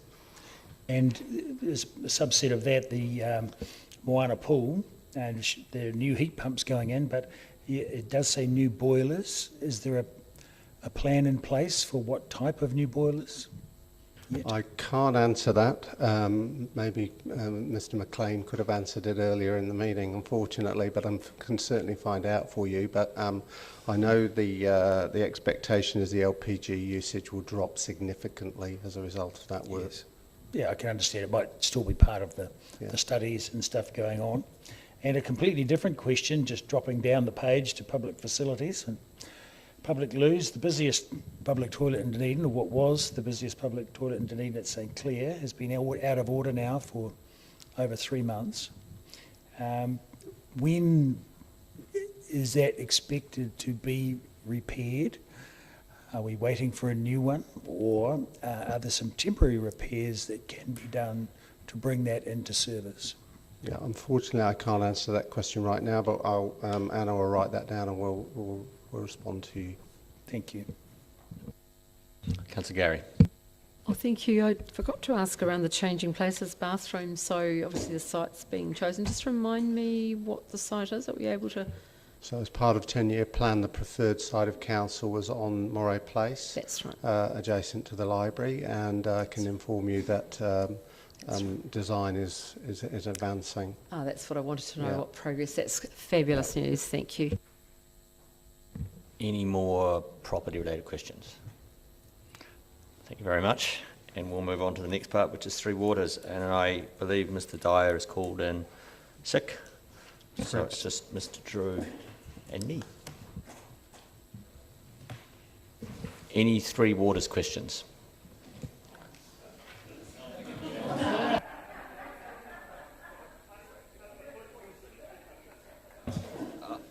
I'll ask one, then Councillor Radich has one. When we look at these numbers, like the number of calls in for water pressure or sewage and something like that, how many connections are we talking about relative to those numbers of call-ins? Generally, how many connections do we have in the city? There's about 50 to 55,000 connections in the city. So if we had a number of 55, that would be 1 in 1,000. Correct. Great, thank you. Councillor Radich. Yep, I've got a few questions, which I'm sure well within your scope, Mr. Drew. Page 62, call out response times, non-urgent. So it's about 20 hours. So is that response time proportional to the urgency in your opinion? Yes. Thank you. I think it's sufficient. I've seen, breakages in my area, and I thought, 20 hours is entirely appropriate for some of them and not so for others, so that's great. Page 63, we've got 240 litres per day per resident, and we're close to that. Is there an ideal figure that is generally held or accepted? Well, the ideal figure would be 0, but almost practically impossible to implement. Really good networks are down in the 100 litres, but as you all know, our network is a bit older, and so that's just a result of an older network. So the loss that we're experiencing at the moment is 22%. That's up. So why is that? And the subsidiary question is over 100 litres. That's quite a difference from 240 litres. So so there's kind of a double question there. If the ideal network produces a household demand per person of 100 litres, there's got to be more than the 20% loss, because that's still double. That we are using double the ideal figure. Yeah, correct. So we'll address that through our renewals program. And so what do you put down the double figure? The double amount. We use 200 litres. less, there's 240 litres, 20% is lost, so that's 200 litres we use. The ideal figure is 100. What's that difference, that extra 100 litres, do you think? I was going to put it down to our leaky network. No, because 20% is leaky. Yep. So that's your 40 off the top. Oh, yes, sorry. So our actual usage is 200 versus an ideal of 100? Yep. So that's actual usage, yeah? Yeah, sorry, I misinterpreted your question earlier. Lots of our consumption is due to the leaky pipes, so the consumption of less than 240s is normal. So we're up on the higher end, but somewhere around 200, 240 is quite normal. We're up a bit higher because of our higher rates of loss. No, I don't get that. If I can just Sorry. sort of step in the middle, because I'm sitting in the middle. I believe you answered that you thought it'd be great if we drank no water at all, because that's what the original question was. So you were answering lost water, and you were asking about consumed water. Correct. I think that's where the confusion started. So am I correct in saying that 240 litres is what is going, is the total divided by the number of residents? Yeah. You would like to see the lost water be at zero, correct. but it's sitting somewhere between 40 and maybe as high as 100. But Correct. I misinterpreted your earlier question. Oh, no, probably that's not really what I'm getting at, actually, because it's 240 litres supplied and 20% is lost, because that's in that same chart you're saying there's 20% is water loss through leaky pipes. So the actual consumption per person is 200 litres, but an ideal figure is 100 litres. So do you have any data on why the residents are consuming twice as much water as is ideal? That's what I'm getting at, if that's clearer. Yeah, well, I guess some of it would be not using low efficiency devices. A lot of it goes onto gardens and lawns. So there are a number of uses that contribute to the ideal number not being ideal. Okay, so what is the typical reduction in consumption achieved by fitting of water meters when people pay for what they use? Oh, so I wouldn't... Is there any data on that? No. Not on the top of your head. head? But what I could say is when Central Otago District Council implemented water meters sort of 10 odd years ago, they had a drop in consumption of about 25% when people were able to see the amount of water that they were using. So those kind of that kind of data can have real substantial change on users' behaviour. Just to follow up on that question, would you call Central Otago a wet district? No. So a lot of that was probably irrigation water. A large amount of it was irrigation water. Okay, thank you. Councillor Houlihan and then Councillor Gary. Thank you. You might not be able to answer this, Sue, but if we have, it sounds like we have quite a few leaky pipes. How do we compare to other centres? Like, are we more leaky than others or about normal? We're probably just above average. Right. So if under this new not that we might not be able to answer this either, but under the new Three Waters reform where we're being told we have to do it, but if metered water comes in, if we have leaky pipes, does that mean that people might be paying for water they're not actually using, but it's just leaking out? No, they'd only be paying for water that they don't use if it was after the water meter, so on their property. If it was after the water meter? Yeah, so if there's a water meter at the boundary recording how much water a household used, yes, they'd only be paying for lost water if it was after the meter. The lost water and distribution is just a cost to the network, not to the household. Right. Thank you. Councillor Gary.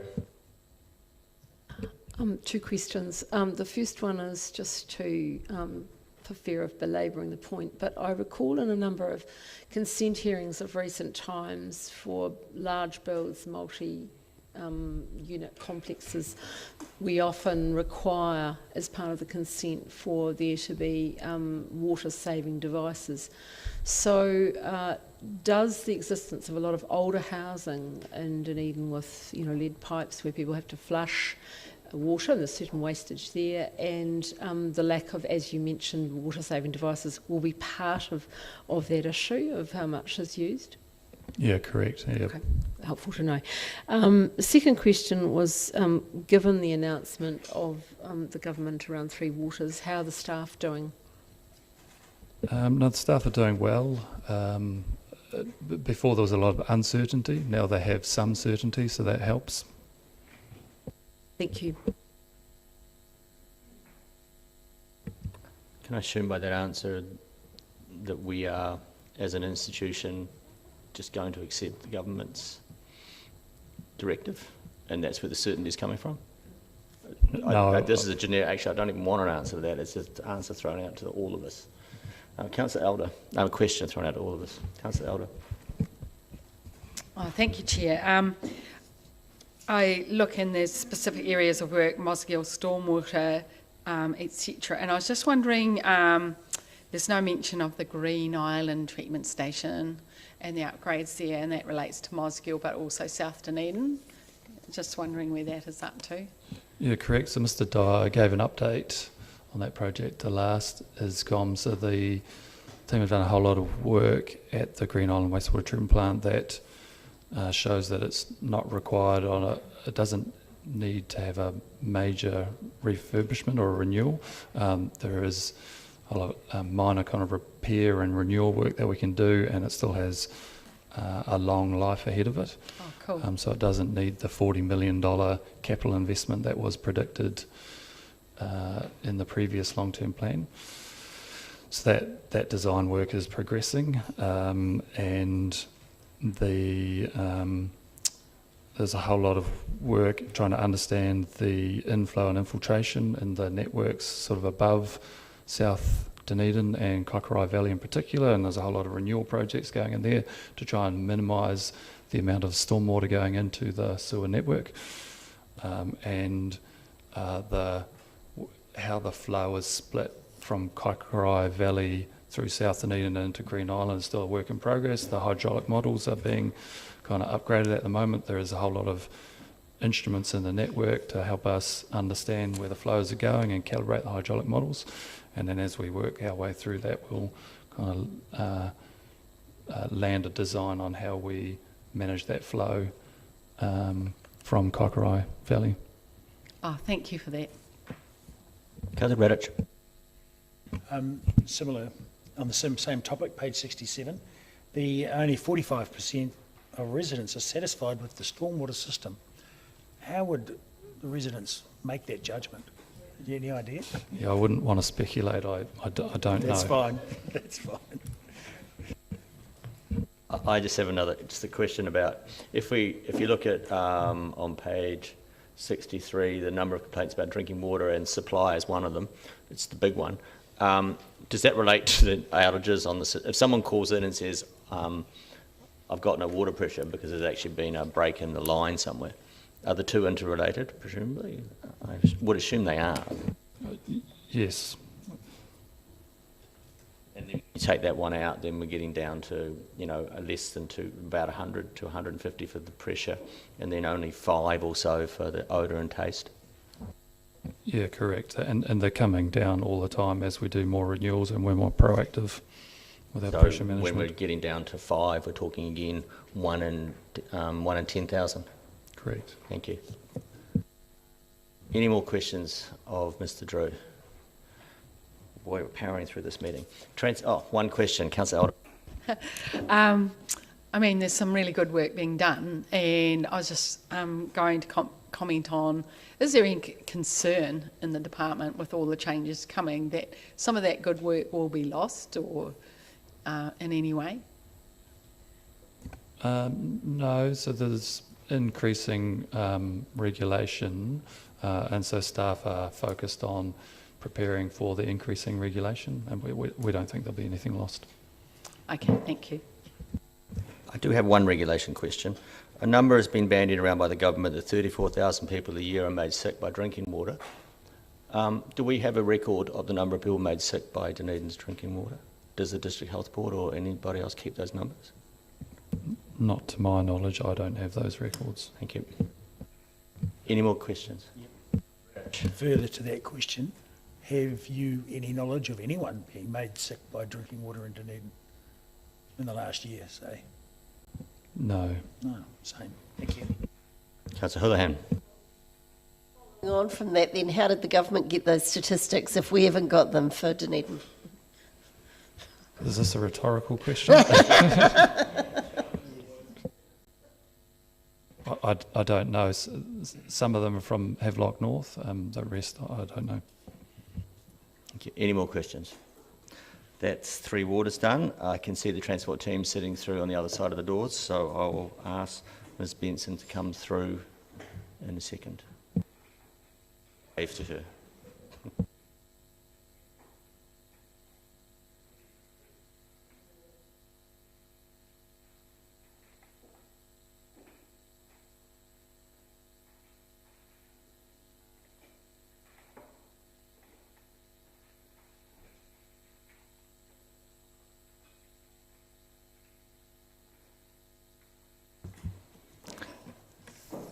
Thank you, Ms Benson.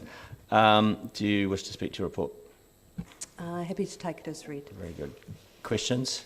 Councillor Gary. Thank you. Ms Benson, I wonder if you could tell us, I see on page 80, it mentions the Peninsula Connection, the latest stages in that. Can you tell us when it is planned for section 5 to begin, and what progress on section 9A? So section 5 that'll start as soon as we have been out to tender and had the tenders back. Normally that's a time frame of about 4 or 5 weeks to get a successful award for that piece of work. So that's for sections 5 and 9. So pre-Christmas? Yeah. And spades in the ground, diggers in the ground? I would say probably in the sort of the late January, early February time frame. Excellent, thank you. Councillor Walker. Yep, thank you. Thank you, Ms Benson. I think I've got 4 questions. So first one relates to page 71 and obviously the measurement of times travelled by bus and car, which I think is sensible. Was there any thought given to perhaps, in the context of the fact that we are trying to promote active transport, of also including electric bikes in there? Because actually when I asked that for 2 reasons. A, it could be a message to the public that using an electric bike is a timely way of getting somewhere. I use one, and actually the times here, it's probably the quickest of the 3 methods. So I just thought that could be something to highlight to the public, that there is another way of transporting oneself efficiently. No, but these were the levels of service that went through council at annual plan deliberations, but we'll consider your feedback for the future. Second question is, I spoke to you a couple of months ago when there was some pavement work going on. I think it was up in Maori Hill, and they weren't putting in curbs to help elderly and people in wheelchairs. Can I assume that the item at the bottom of page 73 is how we're addressing that? Yes, so we're actually having an accessibility audit being undertaken around the city, which will show us where we've got gaps for drop curbs and things like that. Fantastic, because it does seem quite frustrating that we're not combining that work. Third one is the very touchy subject of parking, and it relates to the details on page 74 and I guess 75. And I think when you ask a question about if you're satisfied with parking, to me, you might as well ask the public if they're satisfied with paying taxes. I think you're always going to get the low numbers. So my question is there perhaps, and I know this is an iterative process, I'm repeating what we've talked about earlier, of maybe teasing out a better way of asking that question. And I simply ask that because you're always just going to get this low result, and maybe equating it along the lines, for example, of available parking versus population, or something that's just not a blanket question about are you satisfied with parking. I'll refer to the Chief's answer earlier, where that work will occur, absolutely.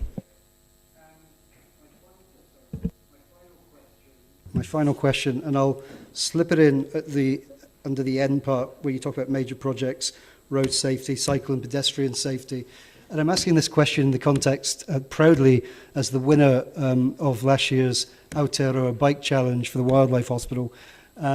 Last week, the Wildlife Hospital was sent an email from the DCC, strangely asking for corporate sponsorship due to government cuts in that programme. So the question is, can you confirm that this was a Waka Kotahi cut in funding? And if it is, do you know what the rationale was for cutting something that's really successful? You're obviously aware that that programme has been... No, Oh, but I could definitely find that out with a very quick phone call to someone at Waka Kotahi. So I can send you the letter we got, actually. Yep. So I guess the second, because no, you don't know, I'll ask it anyway. So given the success of that bike challenge, which I mean, I was part of it, and I know anecdotally it got a lot of people into the habit of doing something they wouldn't have done otherwise, and certainly 2 people from the Wildlife Hospital team now cycle regularly because of it. Have we, so if it has been cut by Waka Kotahi, which it has done, have we investigated what potentially we could do as a challenge alternative? I'm asking because if you're not aware, it's probably a hard question for you to answer. Yeah, no, I'm not aware, but I do know that we have someone in our team, counsellor, who works with schools around getting people on cycles and adult cycling skills, but of that particular event, no. Sorry, I certainly wasn't referring to school. I mean, this is a, you know, I'm sure people here know the Aotearoa Bike Challenge. I mean, it's been growing in popularity exponentially. So, yeah, I mean, I've asked the question, you don't know, so, yeah. But the program is actively encouraged within council, and the chief is very competitive when it comes to it. The point is, it's been disestablished. That's my question. It's been, the funding's been cut, and you're not aware of it. We will find that out. So as not to set through the chair, any unrealistic expectations, that at the minute that our staffing resource and our budgets aren't set up in a way that we could take over something like this at a citywide level. So we just wouldn't have the capacity or the time to do that before February. Yeah, and just be clear, I wasn't asking for that. Yeah. So we're clear, so we can promote whatever event goes ahead internally and through our networks, but we have no ability to step into the breach, as it were, if it isn't being funded in the way that it has been in the past. Councillor Radich. I've got 3 similar questions. Firstly, streetlights, page 74. The level of satisfaction of streetlights is relatively low, and we've done all this great work on streetlights, and they look a lot better to me. Any idea why people are dissatisfied with streetlights? I think people have taken a little bit of time to get used to the LED streetlight and across the city, so that could be reflected in the feedback, I think. Sure. Next one, another element that they're somewhat dissatisfied with are footpaths. What do you attribute that to? So we've had a relatively large amount of underinvestment in footpaths. But this graph here shows that we are actually increasing our investment in both our reseal and our footpaths with over the next 3-year National Land Transport Program period. Yep. Thank you. That graph's not in our report, though, at this point. Yeah. Thank you. But I can send this around. Sure. Thank you. And lastly, roads. The overall roading and maintenance, same. Is that the same answer? So I would say that our resealing budget in particular this year is really good. We will meet our annual average resealing targets. But yes, I think that you would be correct that in the past there's been some underinvestment against what was identified in the asset management plan. Great, thank you. And lastly, the satisfaction of the suitability of the road network for cyclists. So residents in general are satisfied. However, is that surveyed across all residents? Because the deeper question, well, the extra question for me is, what do the cyclists think? You know, what is their level of satisfaction of the road network for them? Do we have any data on that? So page 72 is the graph. So I mean, if we're right across the board, residents 32% are satisfied. Is that reflected in the specific demographic of cyclists? I would have to find that out, Councillor. My assumption was that there was cyclists, but I'll confirm that for you. Thank you. I just want to follow up with the first question that Councillor Radich said about the lighting, and then the commentary that a Lux survey, which is a light level survey, was completed and identified as an increase in illumination. I believe, could we see a bit more detail to that report, because I think it's well known that LEDs are much more focused in their light, and you would have substantially more light right underneath the unit, but substantially less light between units. So can you elaborate a little bit more in terms of under the light and between the lights, please? Yeah, so an LED's light spill is different, it's more direct. A lot of people, you would find that they felt that when they were underneath the light it was brighter, but when they were away from the light it was less bright than they had in the past. So to that point, and to the fact that there's a survey being completed, could we potentially see that in as much as the old light poles would have been designed based on the fact that there's spill, so they would have been spilling into that gap, and now with the new light layouts, some of those poles, I've been taken to some in Wakari area, and it's quite dark in between the poles now. So we got data on that, because it's a big thing for pedestrian safety. So we could certainly bring back some of the detail of that survey. Yep. I'll just jump in here. There's some really good before and after shots on the council's website. Is that live now, Janine? So yeah, it is. Yep. There are several sites across the city where photos were taken of the road with the old high-pressure sodium lamps, and then again with... so anyone can go and have a look at these on the council's transport website. And just to clarify that the Lux survey was taken just in the road corridor, so it's not looking outside, so where it says it was brighter, it was just in the road corridor. Thank you. Councillor Barker. Thank you, Chair. I guess this is kind of carrying on from the specific questions about some of the targets about people not satisfied with the condition of footpaths, etc. Do you get comments back on the ROS surveys that would give you an idea of why people weren't satisfied? And in correlation, do you get, well, not correlate, whatever it is, do you get complaints to CSA that would actually give you some idea about what areas to target? Yeah, we do get complaints from CSA, which kind of, a lot of it is around accessibility and being able to, for example, ride mobility scooters around and things like that, or take kids for walks along footpaths that they don't feel like it's dangerous with cars going past. So, yeah. Yeah, I guess I was asking that because for all of them, there's an increase in parking satisfaction in the centre city, but I also wonder whether customer services gives you data on what the sort of complaints, if there are any, coming in about footpaths and lighting, etc., etc. So you kind of get more qualitative data rather than just the quantitative.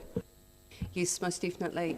We've been maintaining a bit of a register of those sorts of things through CSA, so you do get some really good data from that. His Worship. Thank you. Just asking the same question slightly differently, just to confirm that there are no follow-up questions in the residents' opinion survey, and so therefore, and as much as we would all love to know why we get the results that we do, any attempt to interpret that data is largely speculative. Correct. Thanks. Councillor Elder. Thank you, Chair. Thank you, Janine, for the report. I was just looking, first of all, the uplift in funding for maintenance and renewals. How much was that, the uplift, exactly?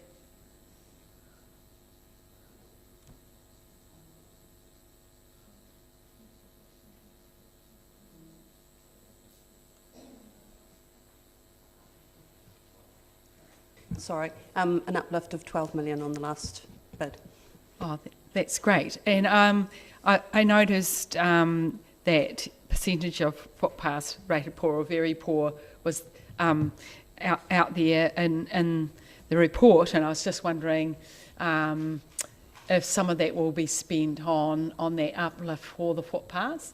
That's correct, yeah. Oh, cool. Excellent. Now, the other thing is I see that we all want more EV charging stations, and I was just wondering, is there not just work around the council, but also work with, say, retail, big retail or whatever, and about working with private enterprise and putting in EV charging stations, say like at Pack and Save or... I'm not aware of any particular such work, councillor, but I will confirm that for you. I know we have been talking to Waka Kotahi about it, but I will find that out. Oh, cool, thank you. And the other metric that isn't measured but is a concern for the disability community, and that is not only the safety of the footpath surface, but also obstructions on the footpath, and whether that can be measured in any way, or there have been concerns about mobility scooters, for example, and whether that was being considered. I think that'll be picked up in the accessibility audit that I was just talking about earlier, that whether there are any obstructions for people being able to walk along footpaths. Thank you. Councillor Houlihan. Thank you.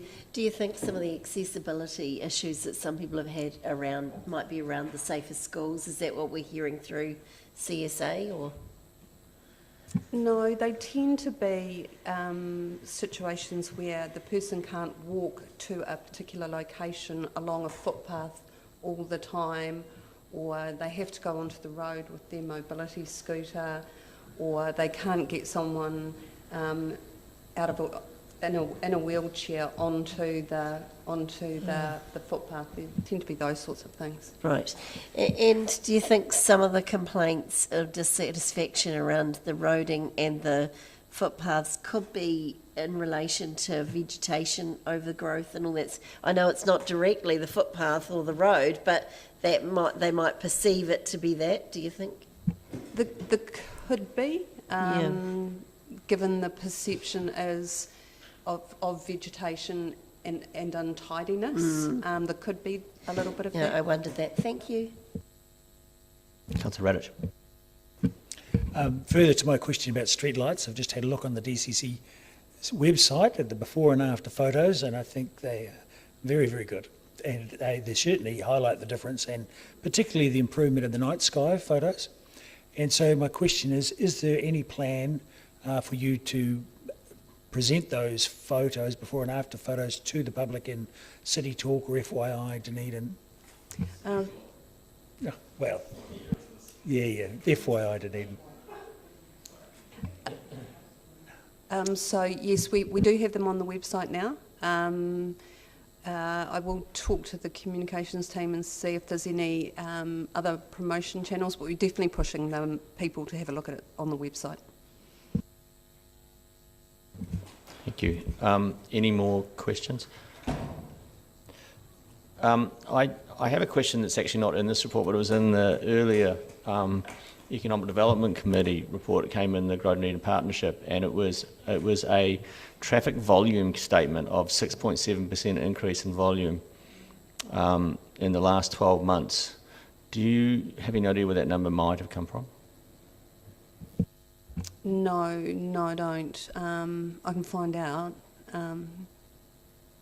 Because there was another one, and there was a 2.7% increase in car registrations, which I know has been in the economic development in the past, and I think it's a fairly well-known number. The reason I'm asking is 6.7% compounded means that we'll have a double in traffic volume within 10 years. So my real question is, we are seeing substantially more traffic, are we not, coming on our systems than we did maybe 10 or 15 years ago? I think that would be a very correct assumption, particularly I've noticed an increase in a lot of freight movements.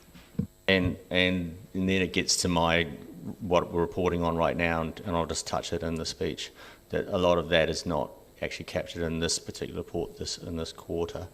And how will we be capturing that? Will it come as its own reports, or are we going to move this into the activity reports as well? Traffic volume changes, system networks programs, conversion of mode, all those things. I'll refer to previous answers. These are the levels of service that were adopted by Council. This is the first iteration of the updated quarterly report. We'll take on feedback, we'll do the strategic framework refresh. That'll cascade down into new levels of service and new questions that support those answers. Thank you very much. Councillor Radish. One thing that used to be reported was transit times across the city. We've got bus times now. What about car transit times? Yep, there's car transit times as well.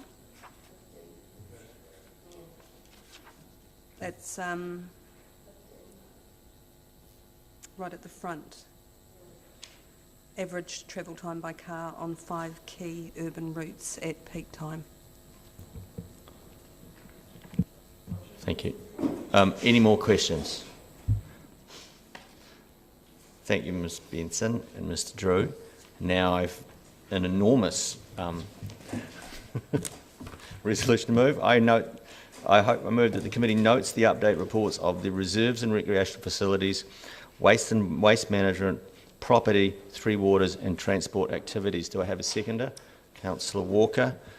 Any speakers? Councillor Gary. Thank you, Mr. Chair. I want to start by acknowledging staff across our facilities, the ones that are at the front line, interacting with the public in whatever capacity through the various alert levels and the various guidelines that are very much changing, sometimes on a daily basis, as we navigate a global pandemic, because I want to acknowledge how difficult that can sometimes be. Not all members of our community are on board, and it takes great skill to navigate that and ensure that staff do what we require of them, but manage it in a pleasant way and get the outcome desired. So I think that's really important to acknowledge these stressful times for those working on the front line. Secondly, I just want to go through each area and just comment on a number of things. So first of all, reserves and recreational facilities. I noted the 92% satisfaction with the Botanic Gardens, and I just want to acknowledge an event that I attended in the Mayor's Stead, the 50th anniversary of the rhododendron celebrations, which was particularly well organised, and I want to compliment Sue Lambie, the President of the Friends of the Dunedin Botanic Gardens, for her work. The activities stretched over several days, and this was the first event. And it was the Les Cleveland Cocktail Party, and I want to acknowledge the philanthropy of Les Cleveland. Margaret, his wife, was in attendance, and it's people like the Clevelands and the work that they have done that enhance the city. So I want to acknowledge that. Secondly, waste. I want to acknowledge the challenges around diversion of waste. As I said, I spent the weekend hauling demolition, good quality building materials out of a skip. We have a long way to go to change the culture of our construction industry.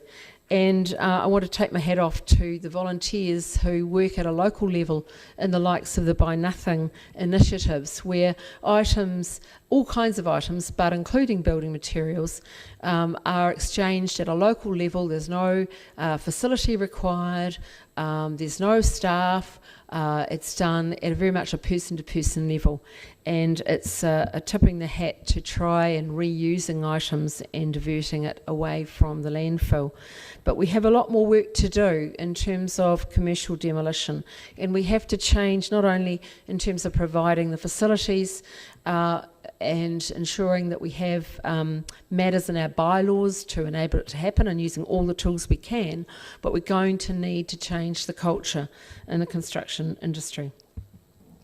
I want to touch on property and say how delighted I am to see the progress in the Changing Places bathroom for our disabled community. It's great to see that coming to fruition, and looking to the completion of that next year. In terms of water services, these have been very uncertain times for our staff. I want to acknowledge their mahi, and it's not to arrive at any particular, as Councillor O'Malley mentioned, landing place, but government has made an announcement, and as staff navigate what that might mean, and our council navigates what that might mean or not mean, I just want to acknowledge their work in the meantime. And there was a lot of discussion in the questions about water saving. Someone who is a domestic self-supplier and is very aware of whether it's rained or not and how much water I have to use now. It's amazing how that really focuses the mind. If you're paying for your water and having to truck it in, it suddenly means you're very focused. So I now celebrate whenever it rains. It really does make a difference. And finally, transport. I want to shout out to Mr. Nick Watts, who is our new project manager on the Peninsula Connection. That project's now coming towards a conclusion, and as a council we're going to need to turn our mind how we might complete it, but more on that later. Mr. Watts has been doing some sterling work and consulting with the community. There are always challenges in that. By hearing the community's concerns, what it will mean for them, and our staff work tirelessly to bring that to fruition and to work in with the community. So thank you to Ms Benson and to Mr Watts for the work done in that area.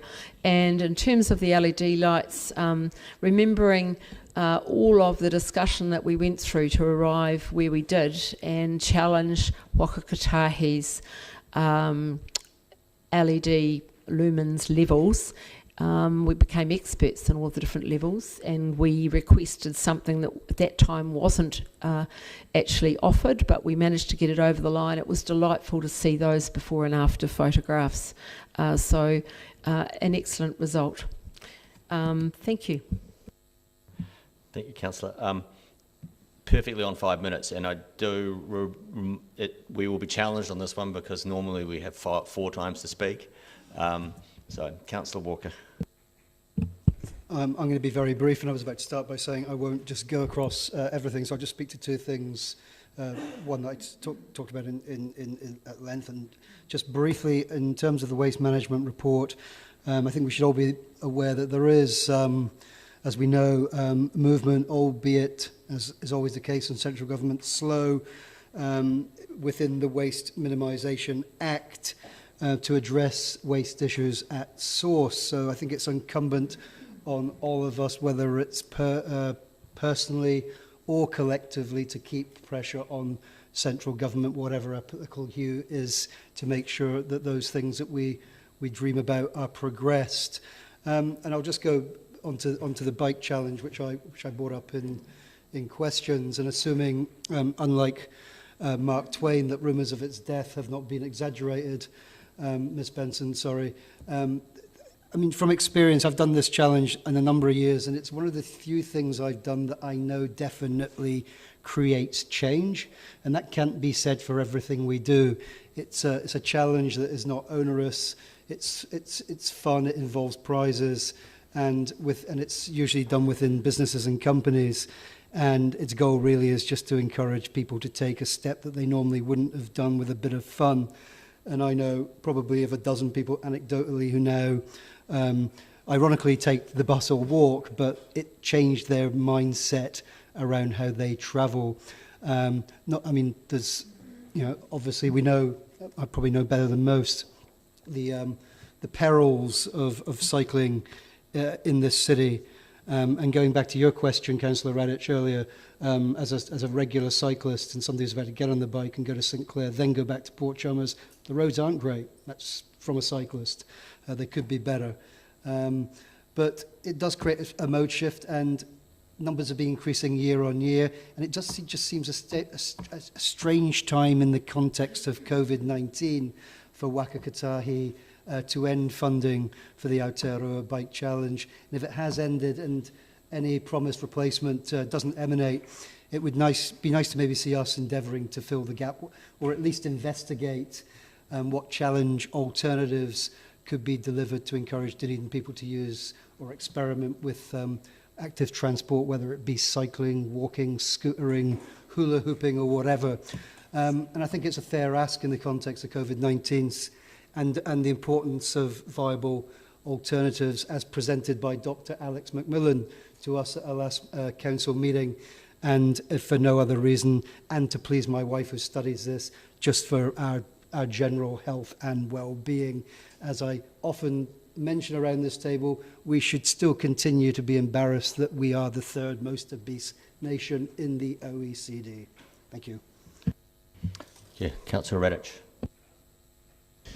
Well, I have a whole range of personal issues I could go on at length, but I'd just like to go very briefly to make a comment that infrastructure has always got plenty of challenges, and there's always a lot of money to be spent in the area of infrastructure. So I would like to congratulate Mr. Drew on the fact that today we've got this a very concise report with progress in all areas. Well done. Councillor Houlihan.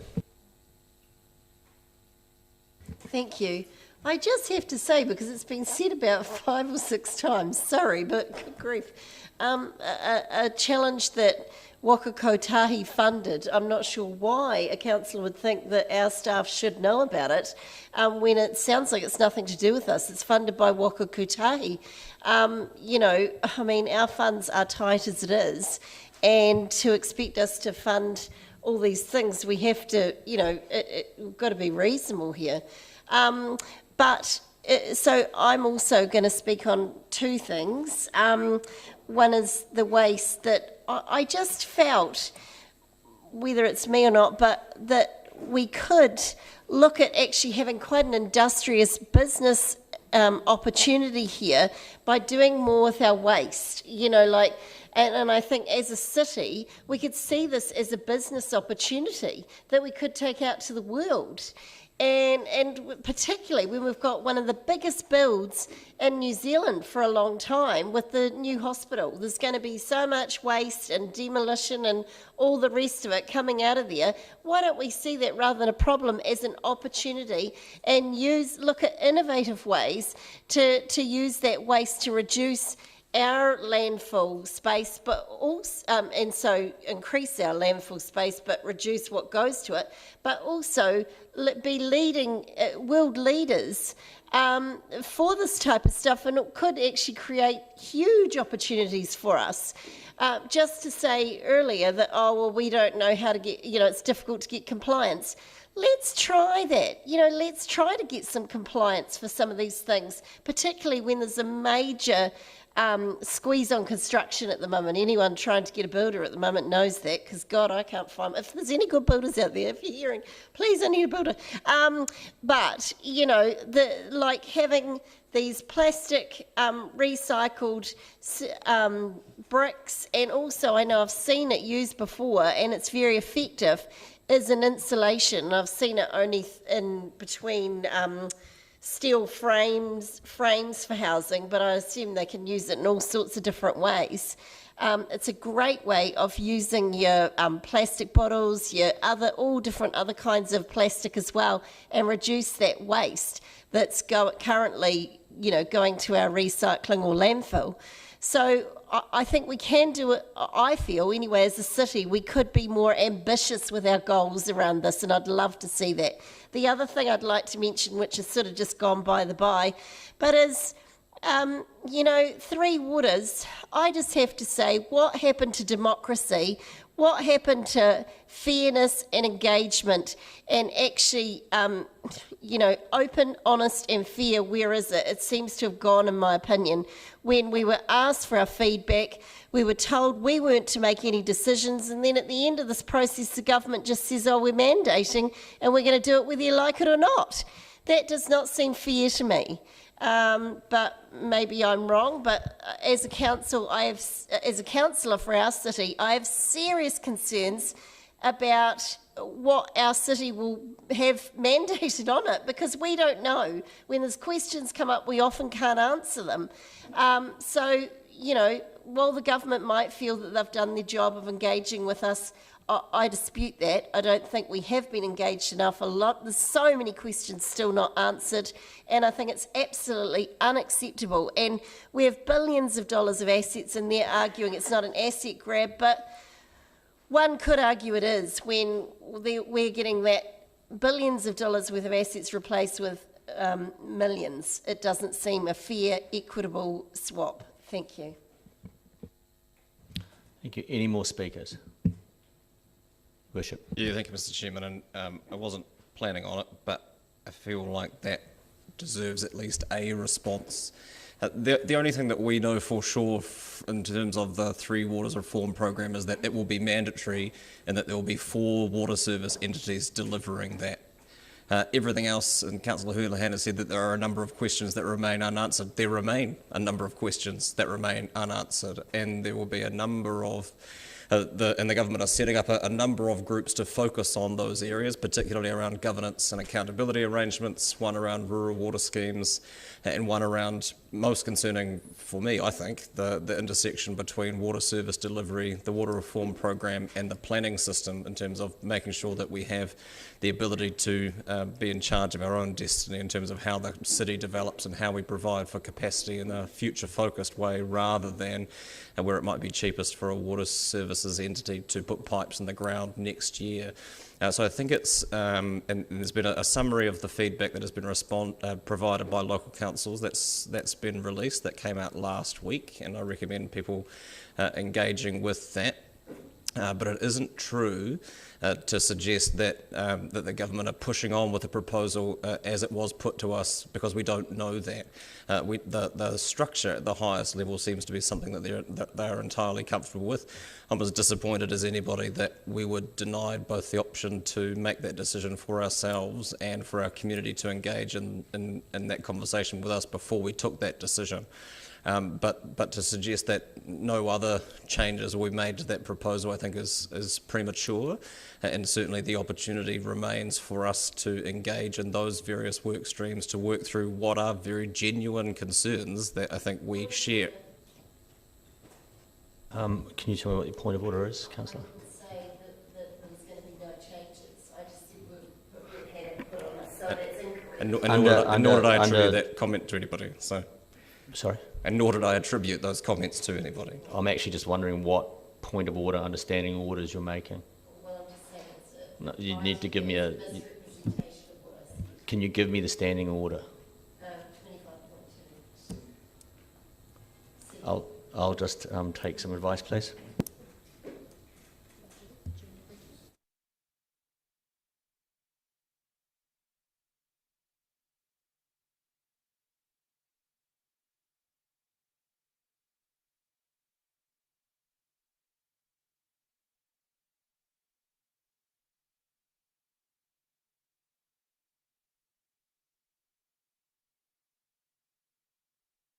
Be upholding it because the definition is quite specific and it doesn't meet the definition. Thank you. Thank you. And for the avoidance of doubt, it's a broad comment aimed at a number of people who are engaged in commentary around the country around what the decisions that were taken by Cabinet mean. I certainly didn't intend it to land particularly with anyone, but people can make their own decisions about whether or not they fall under that brief. But there's a lot of work to do yet in terms of being able to influence the outcome of the reform program. And like I said, I share the extreme disappointment that has been expressed by the sector that we had the highest level decision taken away from us. But I think it would be poor strategy on our part to dwell on that argument that has been lost rather than engage in the opportunity that is still before us to try and influence the outcome for the good of our community. Thanks. Any more speakers? I forgot to speak to the start, so I'll reply to myself. Before I get into the actual reports, though, because Three Waters reform has come to the front, I would suggest to everybody in this room, to consider the fact that we were promised significant amounts of consultation coming into this, and that did not come to fruition. So therefore, going forward, I have doubts as to the level of consultation that will come forward. I also am more than disappointed that basically economic theory that was more common to the Roger Douglas era appears to be coming back through again in the form of these four water entities. And I feel like it's deja vu all over again. But anyway, I'll get on to the report. My main feedback to start with would be, I would ask in the future, Chief, if we could break these into 5 different parts for resolutions, just so that people can remember it's a long way back to the start when you go back to the start. I'm just going to jump straight into waste environmental solutions. And some of the commentary around some of our metrics right now, municipal waste volumes are not that important a metric when we have other landfills in the area, because it's not actually waste to landfill metric that we're measuring, it's waste to our landfill metric. And then I want to really comment on Councillor Vandervis's consideration for the chair activity, which then moved on to whether we can do bylaws or what the government's role. I don't think we can wait on the government. And I think we need to basically, as we are developing our own bylaws, we need to consider what we want to do as a city. Just got to make sure that we're inside the rules, that's all. But we shouldn't let the lack of central government, and this isn't Labor or National, this is Ministry for Environment, shouldn't let their slow speed get in the way of us acting. But we need to make sure that our Waste Futures program speaks to that bylaw. Councillor Gary talked about a change in culture required. A number of construction companies came to us in the 10-year plan to say that they wanted us to speed up on the development of those facilities that Mr. Drew spoke about. So it's actually at our end a responsibility to make sure that we have facilities that are capable of being met by the requirements or the needs for the industry to actually want to achieve its outcomes. And it's in our waste minimisation and management plan that we should be developing, as Councillor Houlihan pointed out, local activities. Local businesses and local industries are in our plan already, and the development is our responsibility, so we need to go forward and do that. I'm looking to see these developments come out in the Waste Futures program, and I would say that at the moment we probably don't have the funding in the current 10-year plan to achieve this. And so I would hope that waste and environmental solutions are a major focus in the development of the next 10-year plan, because the community does want us to actively go after zero waste. And I get the feeling that we're in a circular relationship where the waste and environmental solutions team is saying they don't have the resources and therefore we don't go forward, whereas in fact I think it's up to us to discuss what resources they need and then determine how we need to budget that. It's good to see in the property report that our tenants are satisfied with our buildings. I think, in fact, we do a great job in our housing, and I'm glad to see that we actually are building new ones to high standards, and I think that speaks to the kind of city we want to be. Three Waters, people brought up water meters. Water meters are generally considered to be only of real use when you're talking about conservation and in areas you need to conserve in. Otherwise, they're a regressive activity, generally speaking.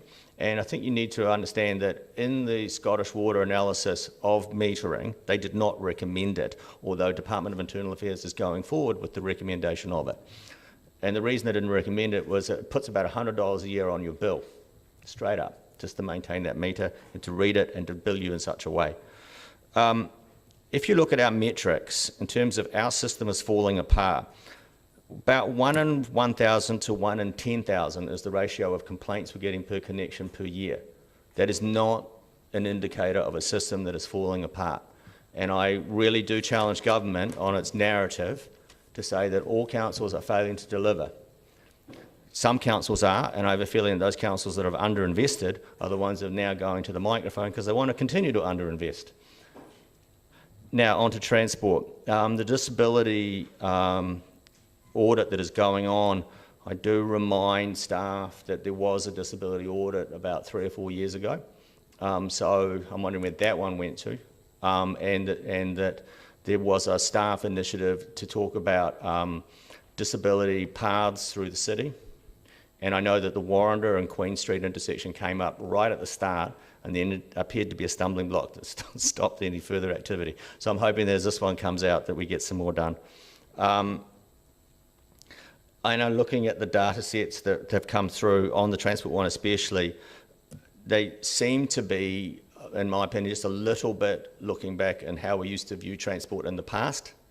And I want us to start considering that we need the government policy statement on transport, especially on mode neutrality, on basically addressing the issues that we have going into the future, including climate change. And I know full well that Ms. Benson and I love to talk about freight shifting. And at the moment, none of those are in those metrics. So they'll be good to see them coming through. I acknowledge the Chief Executive's attempt here to make these reports more relevant. And I thank her for that.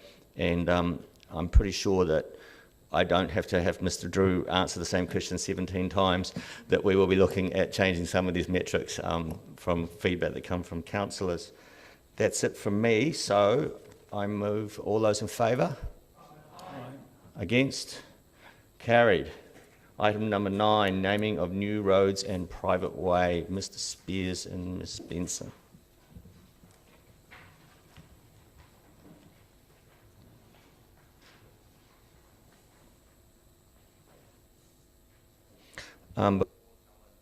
Before someone declares that they're happy to move, can we just step through this? I believe 2 of these items we are choosing between 2 roads and the 3rd item we're confirming. Is that correct?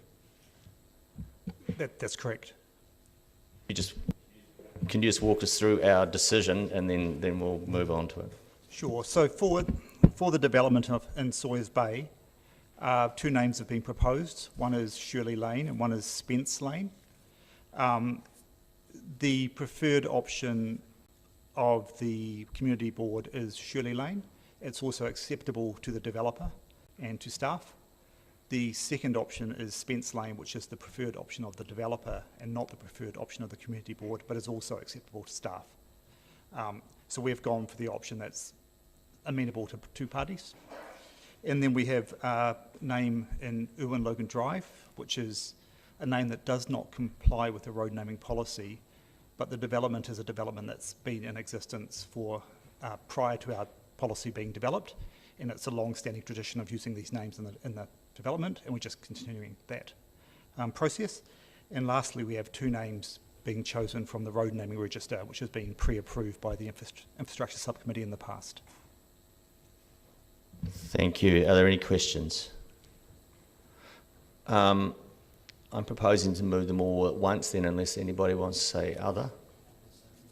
Okay, then I move that the committee follows the recommendation as outlined in the report. All those in favour? Aye. Against? Done. Thank you. Didn't give them nobody had that option. Because we are at the end. We are at items for consideration by the chair. Councillor Gary.